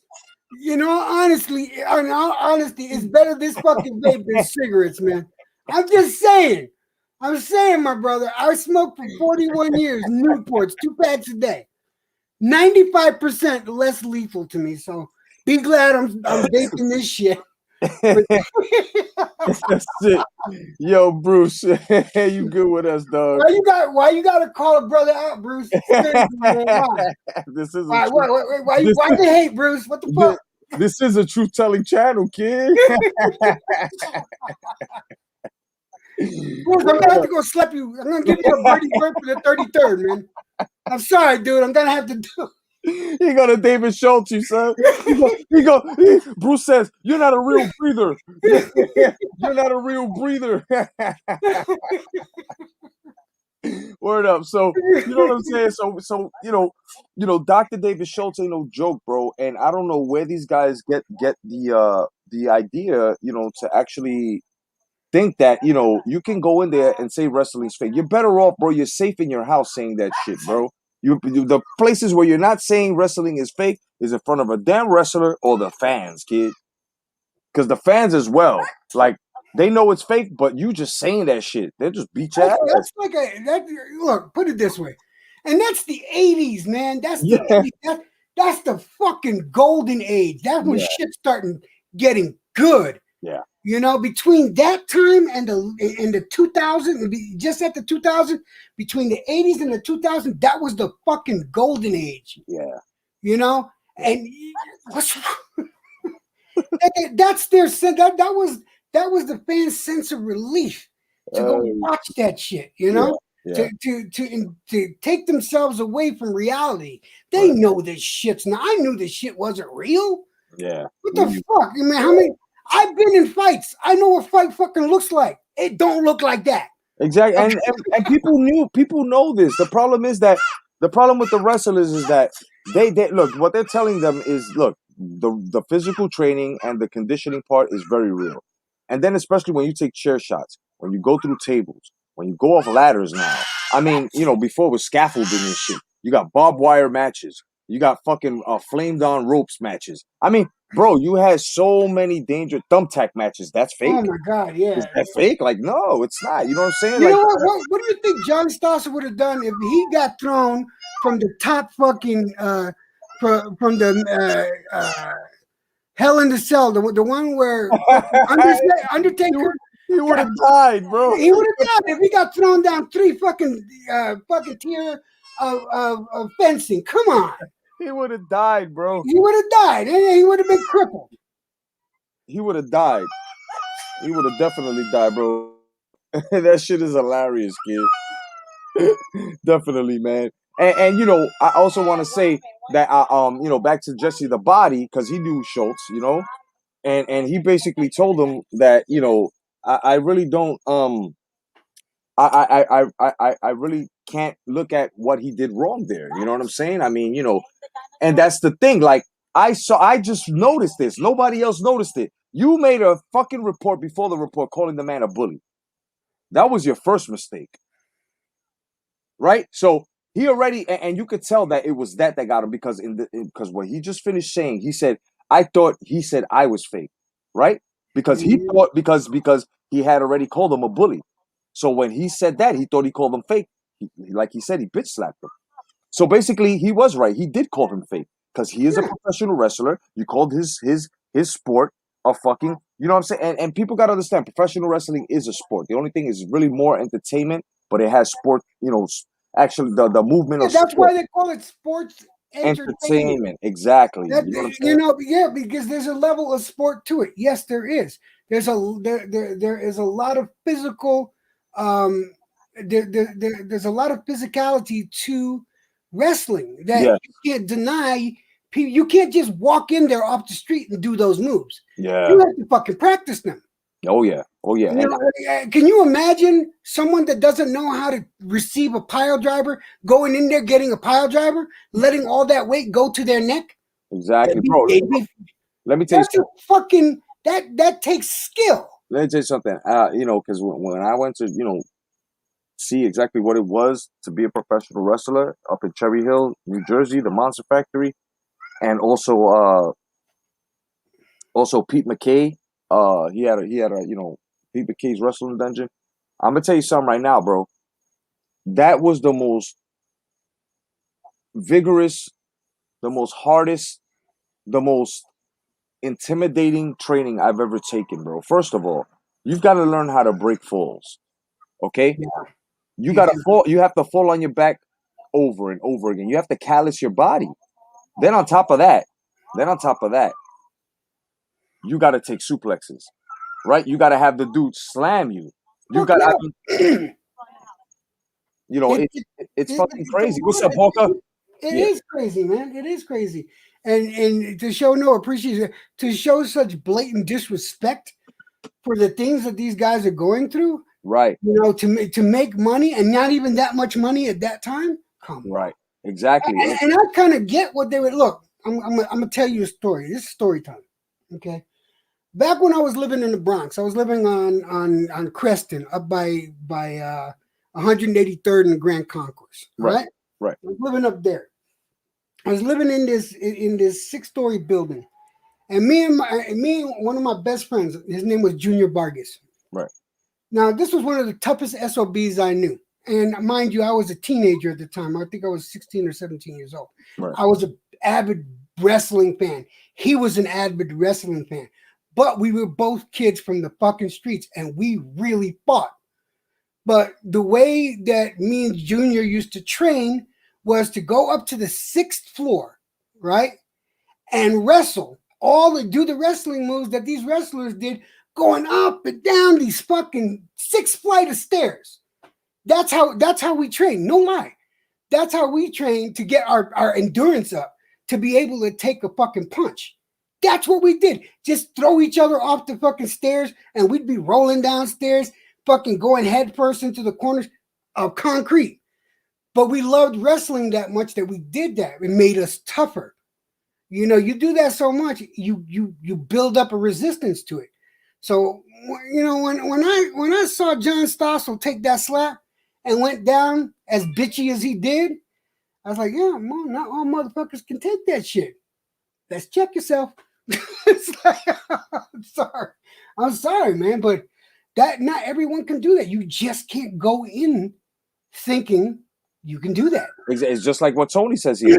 Just not your average person can do it. Exactly. You know what I'm saying? You've got to, first of all, what makes you beyond average is your drive for that sport or any sport. That actually separates you, differentiates you from a regular civilian. You are now elite in your class. You have separated yourself from a regular working Joe to somebody who's got to be extraordinarily brilliant with their body, their movements, and you have to tell a story. And not everybody can do that shit, bro. Not everybody can do that. I probably would have been a good manager.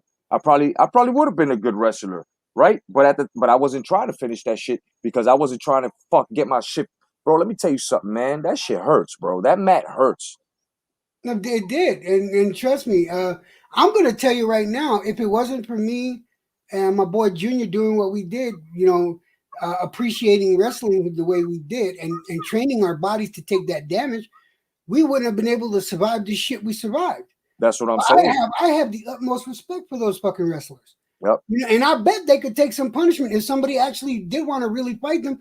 They might not win the fight, but I know they're not going to get an ass whooping like your average person on the street. You know what I mean? Yeah, yeah. And it's like these guys, Does that feel fake to you, boy? Yeah, right. Well, okay, yeah, man. We just finished that, bro. I just finished throwing that shit, bro. Let me tell you something. Most of these guys that are saying wrestling's fake, go ahead, get into a fight with a professional wrestler, bro, in the street. Right. That dude, listen. Imagine getting into a fight with Kane, and Kane just straight up grabs you by your scrawny little fucking neck compared to that man, because this motherfucker's like 6'9", 6'8", 320 pounds, 330 pounds. Let this motherfucker choke slam you on concrete to see if the back of your head was. Oh my god! Yeah, see, bro, with his power and him choke slamming you on concrete, bro, the back of your head will probably bust open like a fucking watermelon. You know what I'm saying? A judo slam fucking hurts. Can you imagine getting thrown from that height with power to the ground? Yeah. Get the fuck out of here. But it's all fake. You don't have to train for you. Yeah, it's crazy, you know, and that's why you got to respect these guys. You know what I'm saying? My man Bruce says the jobbers of the 70s were just bouncers and gym rats. Facts. $500 and they hardly never came back for seconds. George South. Yep, facts, brother. You know, a lot of these wrestlers as well were bouncers back then, and you know, other wrestling talent, you know, picked them up and shit, like the Road Warriors, right? They were found in a fucking in bouncing and shit. Sting, you know what I'm saying? Found the Ultimate Warrior working out in a gym. You know, like, you can't do this with boxers, but you can do this with fucking wrestlers. Any guy that's fucking huge, and you know, you get him in the gym, you stretch him out a bit, get him a little bit loose and shit. You know, give him cardio. He'll be a magnificent wrestler after that once he learns the fucking, you know, the science of it. But a lot of these wrestlers out here of today think that it's all about your ring entrance, you going in, and your super move or your finisher. But it's more than that. And most of these guys don't even tell a story anymore. I know, man. That's sad, man. you get the stories of the Bruno Sammartinos, the fucking the fucking Bob Backlunds, and my age when I was a teenager and I was watching these fucking these Adonises, you know, and you hear those stories, man. It's like Jesus Christ. Yep. You know, and Oh, come on, man, come on. yeah, man, these guys. Yeah, man, these guys, bro. Look, you gotta see it like this. These wrestlers are superhuman compared to us, bro. You know, I mean, think about it. These guys train, and they train every day, even though they're traveling. And these guys lift 500 pounds, 300 pounds, 250 pounds, on a constant. Now imagine them motherfucker catching you. It's crazy. It's really, really fucking nuts. It's nuts. You know what I'm saying? And this is why I say that you got to respect the sport of professional wrestling, no matter what. John Stossel should have changed 2 words. 2 words. If he would have changed 2 words, he might not have got slapped. He might not have got slapped. If he would have changed bully to heel, yeah, and if he would have changed fake to staged, you see, there's big difference there. Right. I would like to take the time out right now to thank Mr. Mark Adams for your contribution to the channel. Thank you, my brother. I will match that, no doubt. Thank you very much. I just saw it. Thank you very much, my brother, Mark Adams. Definitely, and he's up there with the elites. And I'm going to be reading the list of the elites. And Mark Adams, you have been added to the list. And let me go right now and give my thanks. First of all, I would like to thank brother Tony Boswell for his contributions, Electro Jed, OG Boogie, 10 Players and TPG, Unrivaled Boxing Talk, Mark, Lisa Boswell.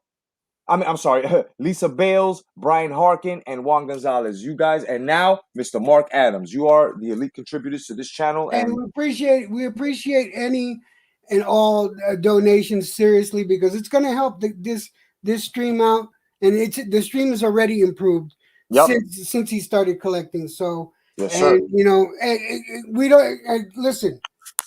Boxing Jedi doesn't want to hurt your pockets. We're not trying to hurt your pockets. Nope, because the contribution stops as soon as we hit the goal. That's right. You know what I'm saying? So this is just to upgrade, you know, the computers and stuff like that. And I mean, this mic has been brought to you by the elite contributors. You know what I'm saying? I got a clearer mic now. You're hearing me like a motherfucker. Motherfuckers can hear crickets while I'm talking and shit. So it's powerful mics. I've got speakers on the setup. I've got the screen.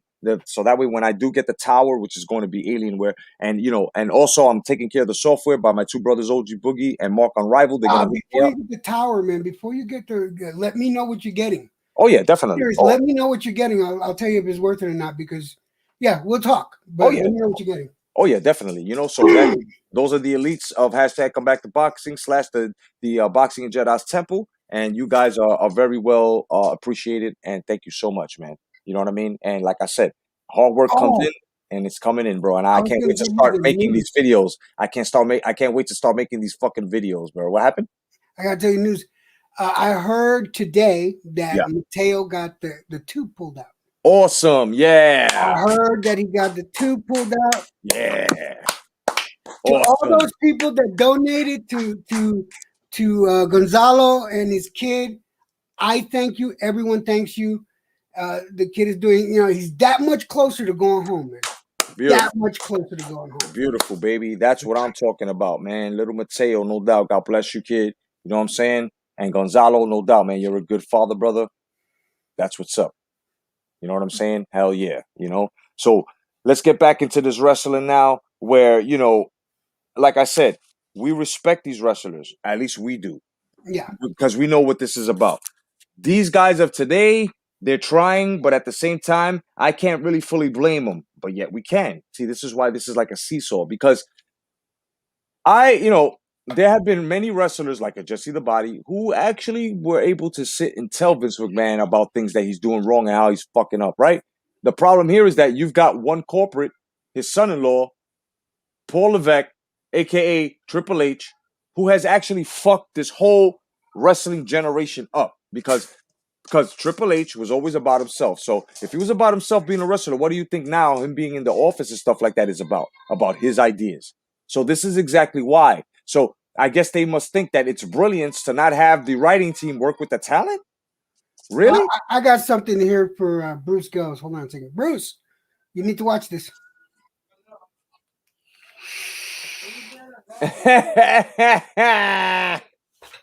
Holy shit, that hurt. Holy shit. Bruce, my man just gave you the iron lungs.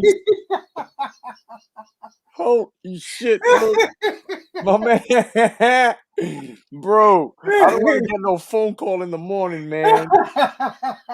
Yeah, Jedi, Electro Jed, he took remember that shit he was doing with the 2 vapes? Well, both of his lungs now.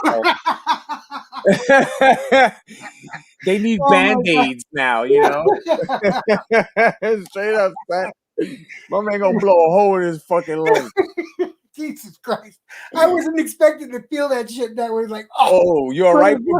No, I'm fine. I'm fine. But they say I had a cough on that one. My man looked like a dragon, bro. After he just finished blowing smoke, I'm blowing the fire. He just let the exhaust go. That was crazy. That's what's up, Bruce. Bruce says I'm hitting on some AK-47. That would drop you faster than a slap from Dr. Death. No doubt, baby. Smoke that AK-47. I just finished fucking with the fucking Girl Scout cookies. No doubt. Dude, Bruce, I can't smoke. I was talking to Jedi. I got to talk with Jedi and some other people about what type of shit, because I'm seriously tired of taking opioids for my pain. Guys, I need to know what to smoke. Let's convince Electro Dead to smoke the flower. But wait, listen, they need to know the whole story. I get paranoid on the last 2 times I smoked, though. I got fucking paranoid. I heard my heart beating. I was like I got high, right? I took a couple of hits, right? But I took hits like I was smoking back from the fucking 70s. Oh, I was like, whole dragon lung, and here I haven't smoked in 25, 30 years. So bro, little tokes, bro. Here, look, let me show you. Look, little tokes. But this was Jed. Yeah, I took hits like I took just earlier, just on yeah. So I took those type of hits, right? And it was not even like 2, 3 minutes. I was like, yeah, I can hear my heartbeat, man. I don't feel right, man. Was that shit laced with crack or something? I don't know. And I'm talking to my wife all night. I'm gonna go lay down now. I'm gonna make myself go to sleep. He put himself in the fetal position, scared. He's like, "Oh my god, what's happening to me? What's happening to me? Oh shit!" Seriously, the last 2 times my wife had to get in bed with me and stroke my hair like I'm some sort of kid and shit, and stroke my hair and calm me down to make me fall asleep. And then I swore up and down I wouldn't do it again. Yeah. And then I did it again. Bruce says I quit over 12 years of opiates. He goes, gotta learn to control the weed all over again. It's the best thing you're gonna get. Yeah, it's simple, bro. Bro, look, what you gotta do is take small tokes in the beginning. That's it, small tokes. And if you already feel the buzz, then okay, clip it if you're by yourself or whoever you're with. Tell them to, if they want to finish it or whatever. But the whole point here is not to take hard pulls, not to blast yourself too much. Because I was blasting. Yeah, that's what I'm saying. Because I know people that had gotten lightheaded and fainted in front of me because they want to take fucking Godzilla pulls on the fucking blunt and cut their oxygen off and just fucking, you know what I'm saying? And then when they cough, they just let off the smoke you just did right now. And I'm like, that's why you get paranoid, because you think that you're gonna fucking die and you're not. You gotta hit that shit slowly. You know what I mean? Like, people got to tell me, because I had to find out what type of reactions. Like, there's a sativa. You got sativa. You got indica. You go. And you got Buddha. You got cess. Yeah, if my nephew was still alive, God rest his soul, I miss him so much. Yeah. He would tell me. My nephew would have hooked me up with whatever it took, because that boy loved me like a dad, Yeah. And that motherfucker you could smell that motherfucker from 2 blocks away. You know he was coming. Oh yeah. He was what? He was high all the time. He woke up with the blunt already lit. But here's my problem. All right. Hey. All right. So here's my problem. My problem is I take 4. Let me look this up. Okay. I take 10 milligram tablets every fucking day Yeah. of oxycodone. All right, and they're at 325. That's 325. So they're time. I take 4 of those a day. All right, and I know that if I keep doing this shit, and I've been doing this now, I've been taking these for about 3 or 4 years now. Yeah. I know if I keep going down this road, I'm going to get addicted to this shit, and I don't want to. Bro, you're not the only one, bro. Don't feel bad, B, because you see this? It's for arthritis, bro. You see this? I gotta take it for my cluster headaches and shit, and you know what I mean? Don't feel bad, bro. I was on blood pressure medication at one point, bro, because they couldn't find what the fuck was going on, you know, and why my body was acting like that, and why I would get these fucking head, and that's basically it. So when my spine swells, you know what I'm saying, along with the arthritis on certain days, I start getting cluster headaches. This eye drops. Everything on my right side is just, you know what I'm saying? So it's like, so when I smoke You weed, got the, I don't have to worry about that. I'm sorry? I have the. If you ever watch, if you study or you watch me, Yeah. you'll notice, like, depending on how much pain I'm in, Yeah. this side of my face droops. This Yeah, eye, mine's this too. eye Yeah. will like it'll close half. Yeah, more than yeah. halfway. And when I get my cluster headaches, my eye closes, bro. I mean, it's crazy, bro. I get, my right side shakes and shit, and start convulsing and shit when it's really bad. Like, it's bad. And but usually what also sets it off too, my cluster headaches are like fucking aerosol sprays and shit, you know? But Right. yeah, but that's for another live, bro. But back to this wrestling thing. So we gotta understand that these guys, man, they get in there and they do what they're doing and they're telling a story. And a lot of these guys don't do a lot of things, man. So, we always got to pay homage to the old guys. I always do this to almost every sport because I'm just tired of people, especially new guys who just got into this shit, always down in these greats and shit, even in wrestling. So my whole thing is just to make sure that when you're watching wrestling, boxing, whatever it is, and you're one of these people that are saying, "Oh, these fucking old timers and da da da," understand that these old timers made the way for your new fucking newborn babies that are performing in front of you. The problem here is that in this era, they're having problems being original, and it's not really their fault because you're in an era that doesn't really accept or doesn't really know originality.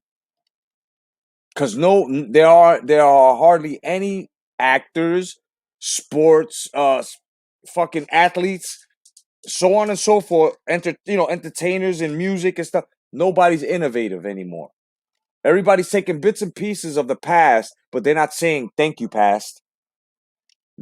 That's the problem. They're not saying thank you, past. They're not doing anything like that. So that's exactly why it gets like that. You always have to respect what came before you. Always, always, always. Sorry about that. I had my It's okay. Don't worry. You have to respect that. And especially when you go and you call someone that they're doing fake, you know what I'm saying? This is the advertising part of that. I didn't even know that was there. It's like, oh shit. He said, Ray! Right. No doubt, my man Mike D says Darby Allin is pretty good for AEW. Yeah, I like AEW. The problem with AEW here is the stable's large. Like, they have a lot of wrestlers, right? They brought in the old guys, of course. What's up, OG Boogie? You know what I'm saying? OG! What's up, OG? Here's the link if you want to get on, brother. If you can. If you can't, I understand. And, yeah, there were steroids in wrestling. Of course there was. There still is now. The problem here is that, you know what I mean? It is what it is. I mean, it's a sport where I can actually say it's permissible for me. You know what? I see nothing wrong with it in professional wrestling because it's not like people are betting on this shit. Right. Right. This is not a betting sport or anything like that. So performance enhancing drug. Guess what? They're performing. Right. They could use a little enhancement. Yep, and not only that, they undergo a lot of injuries, bro. Oh yeah. And when I broke every finger in this hand, right? My left, right? I broke every finger in this hand. This is my right and this is my left. You can see it. You can see the deformity, right? And I'm trying to open it, right? I broke everything in this hand. The worst split was my thumb right here. Well, let me show you on this side. I split this right here and right here at the same time. It was a bad break, bro. Did you know that they gave me fucking steroids, bro? In order for the shit to heal faster, because this is a limb. You can't hold shit without your thumbs. You can't do shit without your thumbs. Yeah. They tried to say they saved my fucking thumb and my fucking index, bro. Cause that, and look, you could tell it was broken, bro. Look at that shit. Like it was split right there, plop, and this one right here, plop, bad break. So I had to be like this, like a number 7, dog. I look like fucking Umaga. You know how you do Umaga? You know that shit when he takes his fingers. I had to be like that, bro. They were giving me steroids, bro. I was blowing up because at the same time that I had this shit wrapped, bro, I was fucking doing pull-ups, dips, right? Because I could still grab the bar and shit. So I was doing dips and shit, and I was still maintaining and stuff like that. I was lifting weights like this by the palm and shit. You know what I'm saying? I was still getting up. And everybody, welcome. Yeah, oh yeah, the American dream, Dusty Rhodes, yeah. What's up, my brother? That's right, baby. This is Dusty Rhodes, the American dream, baby. Yeah, baby. Oh yeah, Dusty Rhodes, yeah, dig it. What's going on, bro? How you feeling, man? Thank you for joining the panel, my bro.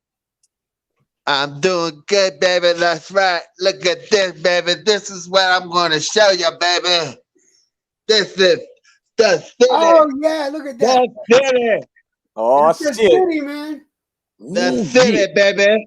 Oh yeah, the eagle has landed. Yeah, no doubt, bro. Hell yeah, man. I hear you gonna be. Dude, don't that fucking city look pretty at night? That motherfucker looks gorgeous, man. We called it that, man. Yeah, that motherfucking city looks gorgeous at night. Yeah. It's beautiful, man. It was kind of cold this morning, but shit. Yeah, hell it yeah. feels good. No doubt. Hey, Bruce, man, you have yourself a good night, bro. Bruce, man, have a good night, man. Stop giving me so much shit. We're all grandpas, brother. We're all grandpas on this panel, brother. Have a good night, man. Thank you for joining the stream, my brother. Thank you, man. Have a great night, man. Check this out. Even though Hulk Hogan did what he had to do in order to get ahead, of course, in the business world and everywhere you go, even if it's happened to you, people will always try to use you as a stepping stone and an opportunity. Now, could you blame Hulk Hogan for doing certain things? Yes, I can. Yes, I can. Like ratting Jessie the Body Ventura out because he tried to help him. You know what I'm saying? He tried to help the rest of the wrestlers get a union. Yeah. And you're gonna snitch on that. So it's like, this stuff is like that. the road, baby. Hulk Hogan is a bitch. No, we can't say Hulk Hogan's a bitch. Well, who we can say is a bitch is John Stossel. Let me tell you something, brother. You're all here calling me a bitch, but it's funny how your stomach looks like 45 pot pies uncooked, brother. Listen, let me tell you about these pot pies. These pot pies got holes in them. See that? You see that? We got holes in this pot pie. Oh, shit, kid. Yeah, we're crazy in this motherfucker, man. So it is what it is, man. I mean, like I said, Jessie the Body Ventura, to me, he's an icon in that wrestling. You know what I'm saying? Hero to me, man. To me, yeah. And when it also comes down to David Schultz, bro, that's a gangster right there, son. Slapping the shit out of reporters, kid. And do you know that he did? Go ahead. No, I was gonna say, did you know that he did that shit in Japan too? Did he really? He slapped some reporter in Japan? I'll find it. Hold on, I'll show you right now. Oh hell yeah! Oh, that's that. The one that never got respect, but all the wrestlers know and gave him respect because they knew he had the skill to pretzel them up, was motherfucking Bobby Backlund, baby. Oh yeah. They respected Bobby Backlund. He earned it the hard way. He went through all the circuits.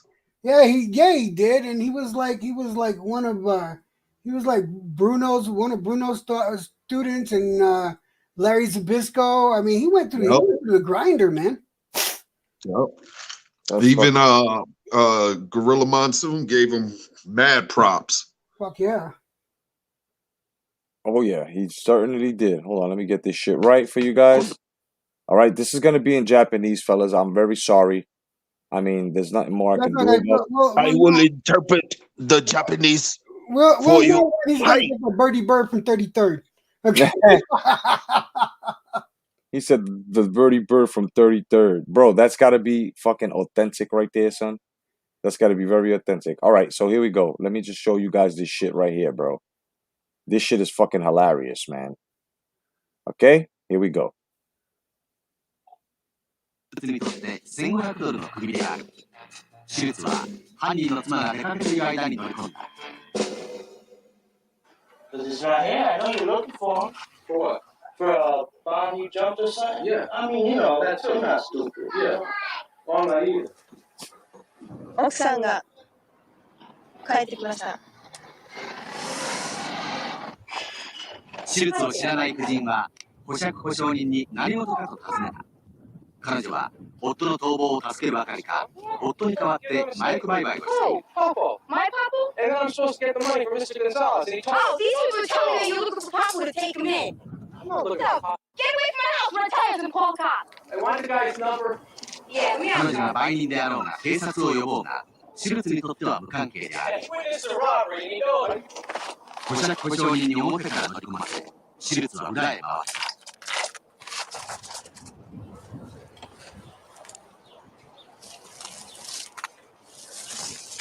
拳銃に手を当てる。 People, man, they hide everywhere. He look like he got a gun with him. 中から愛が保釈保証人が犯人を見つけたようだ。 You found him? No. Get out, get out. No, you gotta get out. He's gonna follow me for his protection too. This don't show here. Never show here. Just, where is it, back here? It's okay, it's back here. Through here? Yeah. 目的の男を発見。 Oh, what's up, big boy? Hey, you're a wrestler. That's my man.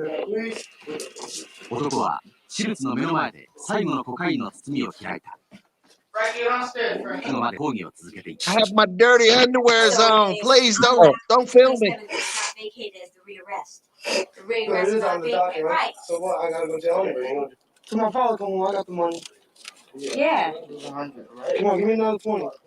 連行される前に Hold up. You know something? I just gave you guys a fucking extra. Like, I didn't even know David Schultz fucking worked as a bounty hunter. Holy shit. No shit. This motherfucker was a bounty hunter.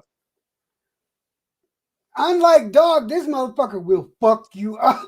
It's like, Bro, he was a fucking bounty hunter. I'm trying to find David Schultz slaps Japanese reporter, because it really did happen. Like, he did fucking slap the shit out of the Japanese reporter. And what happened was they wanted him to do it, right? And he signed a contract saying, you know, okay, it was scripted, you know. And then what they try to do, they try to backstab him and say, oh no, he really did fucking, you know, just slap me for no reason and shit, which was a lie. You know what I'm saying? It was a really, really lie. how'd the reporter take it though? Did he take it like John Stossel, or? I mean, I mean, the reporter was one of those heavy-set Japanese guys. So he rocked him, but he didn't rock him as well as he did Stossel. You know what I'm saying? Because it was fixed. You know what I'm saying? It was fixed. Hold on, David Schultz on.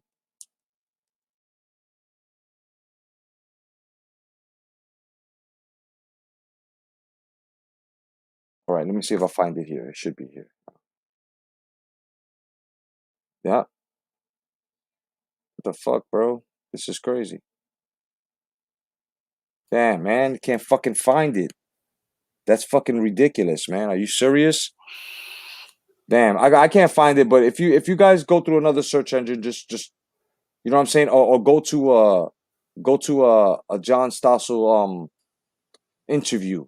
Because, I mean, I can put the interview on, but that's another hour and 25 minutes. You know what I'm saying? And motherfuckers ain't really going to sit back and listen to his whole career. So if you want, you guys can go do that. You know, let's see. Hold on.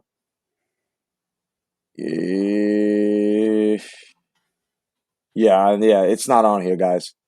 It's not on here. They had it here. What's funny is they had it on here last week when I was doing my research because I really wanted to show you guys, but I guess they don't have it. You know what I'm saying? What's up, Jason Bourne? What's going on, brother? Joshua Little John says, well, now I'm on my lunch break. Decided to see what's shaking. Oh, man, you missed a lot, Josh. You missed a lot, kid. This live was crazy, son. My man Tony says, me too. Thank you all for the great conversation and opinions on these topics. Salute and good night. Much respect. No doubt, brother. Good night, brother Tony. No doubt, man. Hit me up, brother. Hell yeah. Good night, man. You know, so basically, man, we know what we want out of wrestling, which is better fucking matches.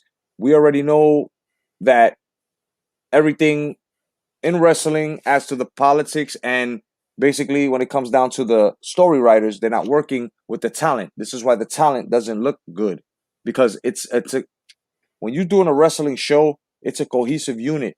Everybody has to work with each other. The set designers, you know what I'm saying, have to work with the guys that put the ring together, right? And the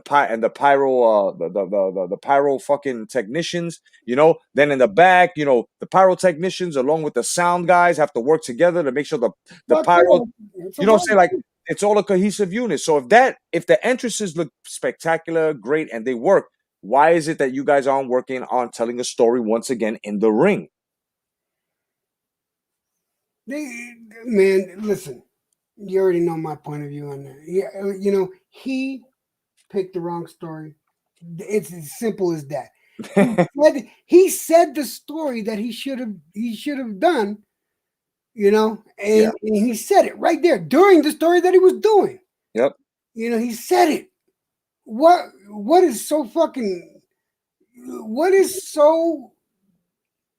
blind? How do you have the blinders on so much that you don't see the real story?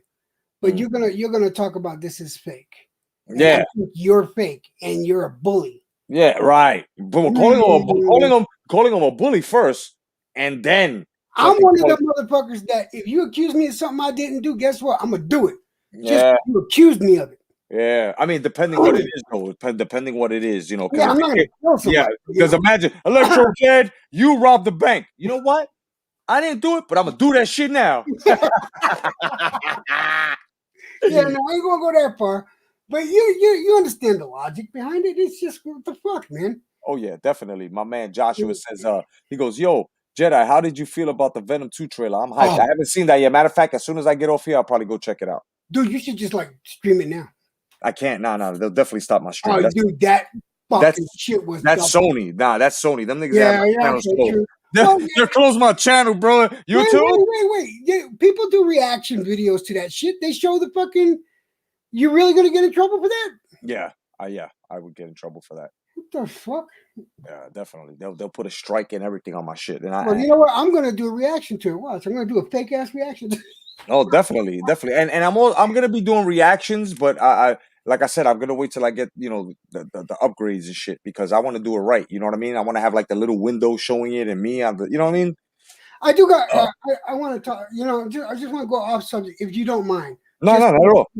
I want to go off subject. I seen this show on Netflix. I know Jupiter's Legacy. Awesome. Dude, good show. Awesome. Good show. Here's what I'm afraid of. The fucking the theaters and the like Netflix and Hulu and Amazon Video. Now we're getting all saturated with superhero stuff, right? Yeah.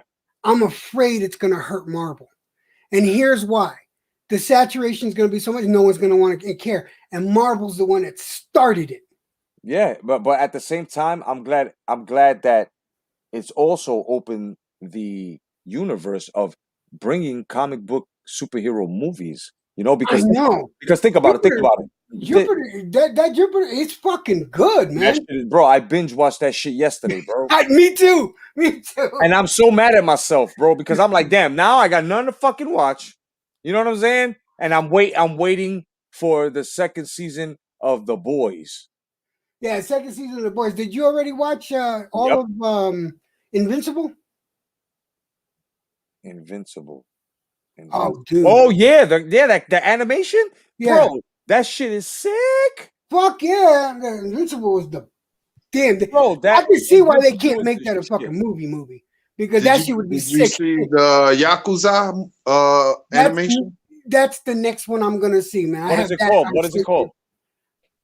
Yakuza. It's called Yakuza. Is it on Netflix? Yeah. Yeah. So after the Venom, Yeah. I'm walking my ass to 7-Eleven, get me some fucking wraps, and I'm watching Yakuza. Bro, OG, I love you. Thank you, bro. Thank you. Shit. Thank you so much, bro. My man Chainware Ice is in the motherfucking building. What's going on, brother? No doubt. You know, so it goes like this, guys.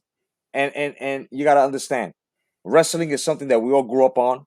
Wrestling is something that will always be in our fucking hearts. We will always have room for it, especially when we see old timers like, the guys we grew up watching, But let me tell you something. They're all in their 60s and early 70s now, bro.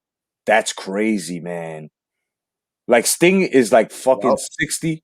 Fucking Hogan is like fucking 60, 65, 67. You know what I'm saying? Stone Cold Steve Austin's like going on 55. I mean, the motherfuckers are old, bro. Old. You know what shocked me? Stone Cold said so. You know what shocked me is I watched Coming to America 2, right? Right. Now, it was all right. It wasn't as good as the first one. The thing that I liked the most was the end. I'm not gonna spoil it for you. The thing I liked was the barbershop scene. Yeah, I loved the end, but my wife it wasn't my wife, it was my roommate told me, I didn't know it, but Eddie Murphy's 60 years old. And I said, wait a minute, no, he's not 60. Eddie Murphy ain't 60. Yeah, Eddie Murphy's like 64. 60 years old. Yep, and Kevin Nash is 70. Oh my God. Motherfuckers are old, bro. Like it's amazing. It's amazing on how time has flown and our era is being put through the washer by a fucking era that don't know shit about nothing, bro. I know, man. I know. And this is why there are people like myself, you, OG, and everyone else, whether it's in the boxing on YouTube or any other sport, telling the truth and defending greats. Like, you know what I mean? And it is what it is, bro. People may not like it, but it is what it is, It is what it is. And that's just basically, how I feel about wrestling these days. Wrestling these days is not really wrestling. Now it's pure entertainment.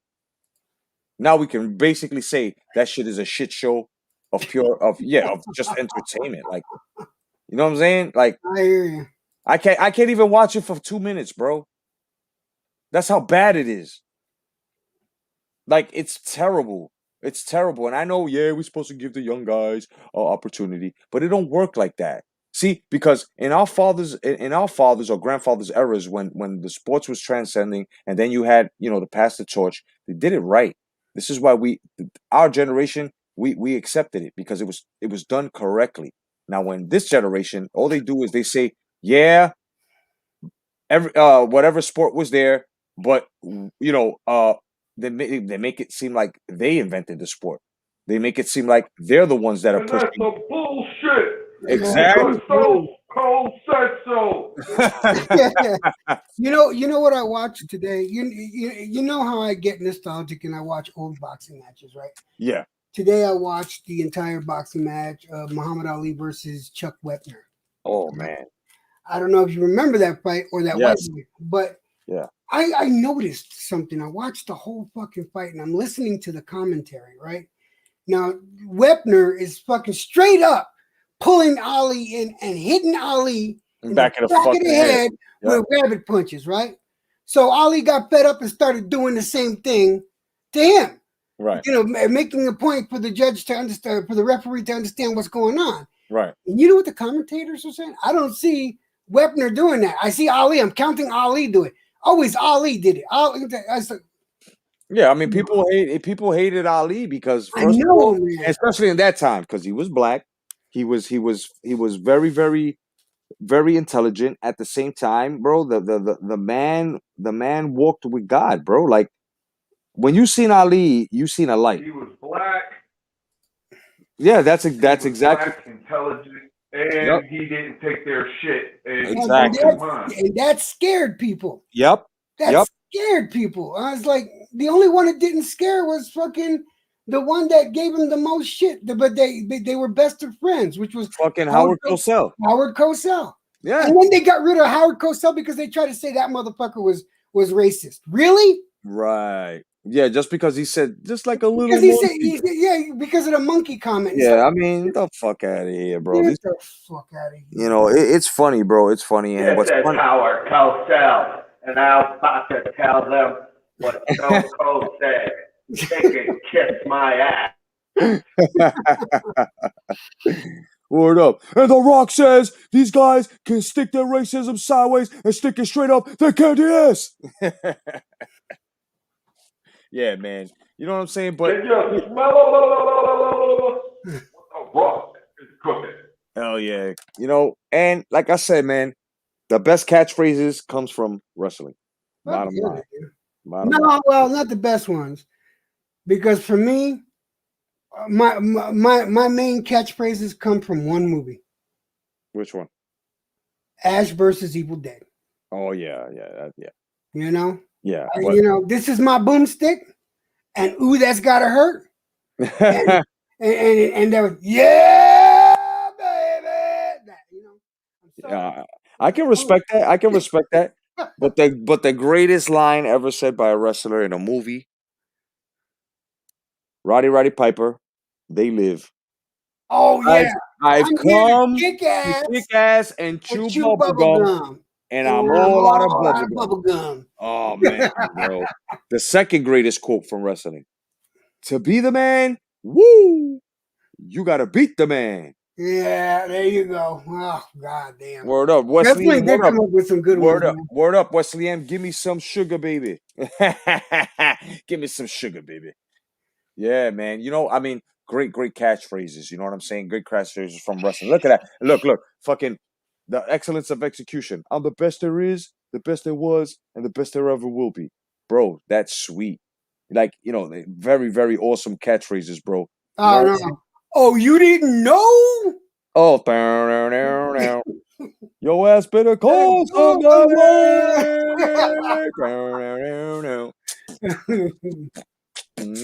Hell yeah, kid. D-Generation X, and yeah, them motherfuckers are dope, bro. But I'm gonna close the stream, man, because we're going on 2 hours. Well, we're already done 2 hours and 7 minutes. At the same time, it's 12:07. My ass gotta get up. Look, Yeah. Y'all want to talk about old school? Check this out. Oh shit. Watch this. You need to put this on the big screen. This is what old school is about, baby. Oh! Oh, hell yeah. Wow. Oh, hell yeah. That's a pretty motherfucker right there. Damn, bro, that's a sexy bitch. That car is fucking awesome. 1954 Bel Air Coupe. Are you pushing that? Are you pushing that tonight? Nah, I wish. Oh, I was about to say, nigga, what are you doing so I can do it too? Damn, that's bad, boy. Look at that motherfucker, bro. Ooh, that is beautiful. What a beauty. And I can see Eddie Guerrero. I can see Eddie Guerrero coming down the aisle with that shit with China, right? Latino heat. Hell yeah, Latino heat. Latino heat with that fucking car, bro. That shit was crunchy, bro. That was a nice car, bro. Word up. But otherwise than that, man, for Electro Jed and the American Dream, OG Boogie, baby, and myself, ooh yeah, the Macho Man Smoke Savage, yeah, Jay Cotto. This has been episode 8 of Elbows of the 80s, and catch us once again sometime this week. I'll let you guys know for episode number 9, and I'm going to bring you exclusive interviews from Greg the Hammer Valentine. He too will be exposing the WWF. See if we can find something on Neidhart. Oh yeah, Neidhart. We gotta find something on him. I definitely will, man. But otherwise than that, guys, thank you for coming on the panel. Thank you for joining, guys in the chat. All my peoples, man. I love each and every one of y'all. God bless. Stay vigilant. Everybody. And remember, gain more knowledge in order to become more wiser, guys.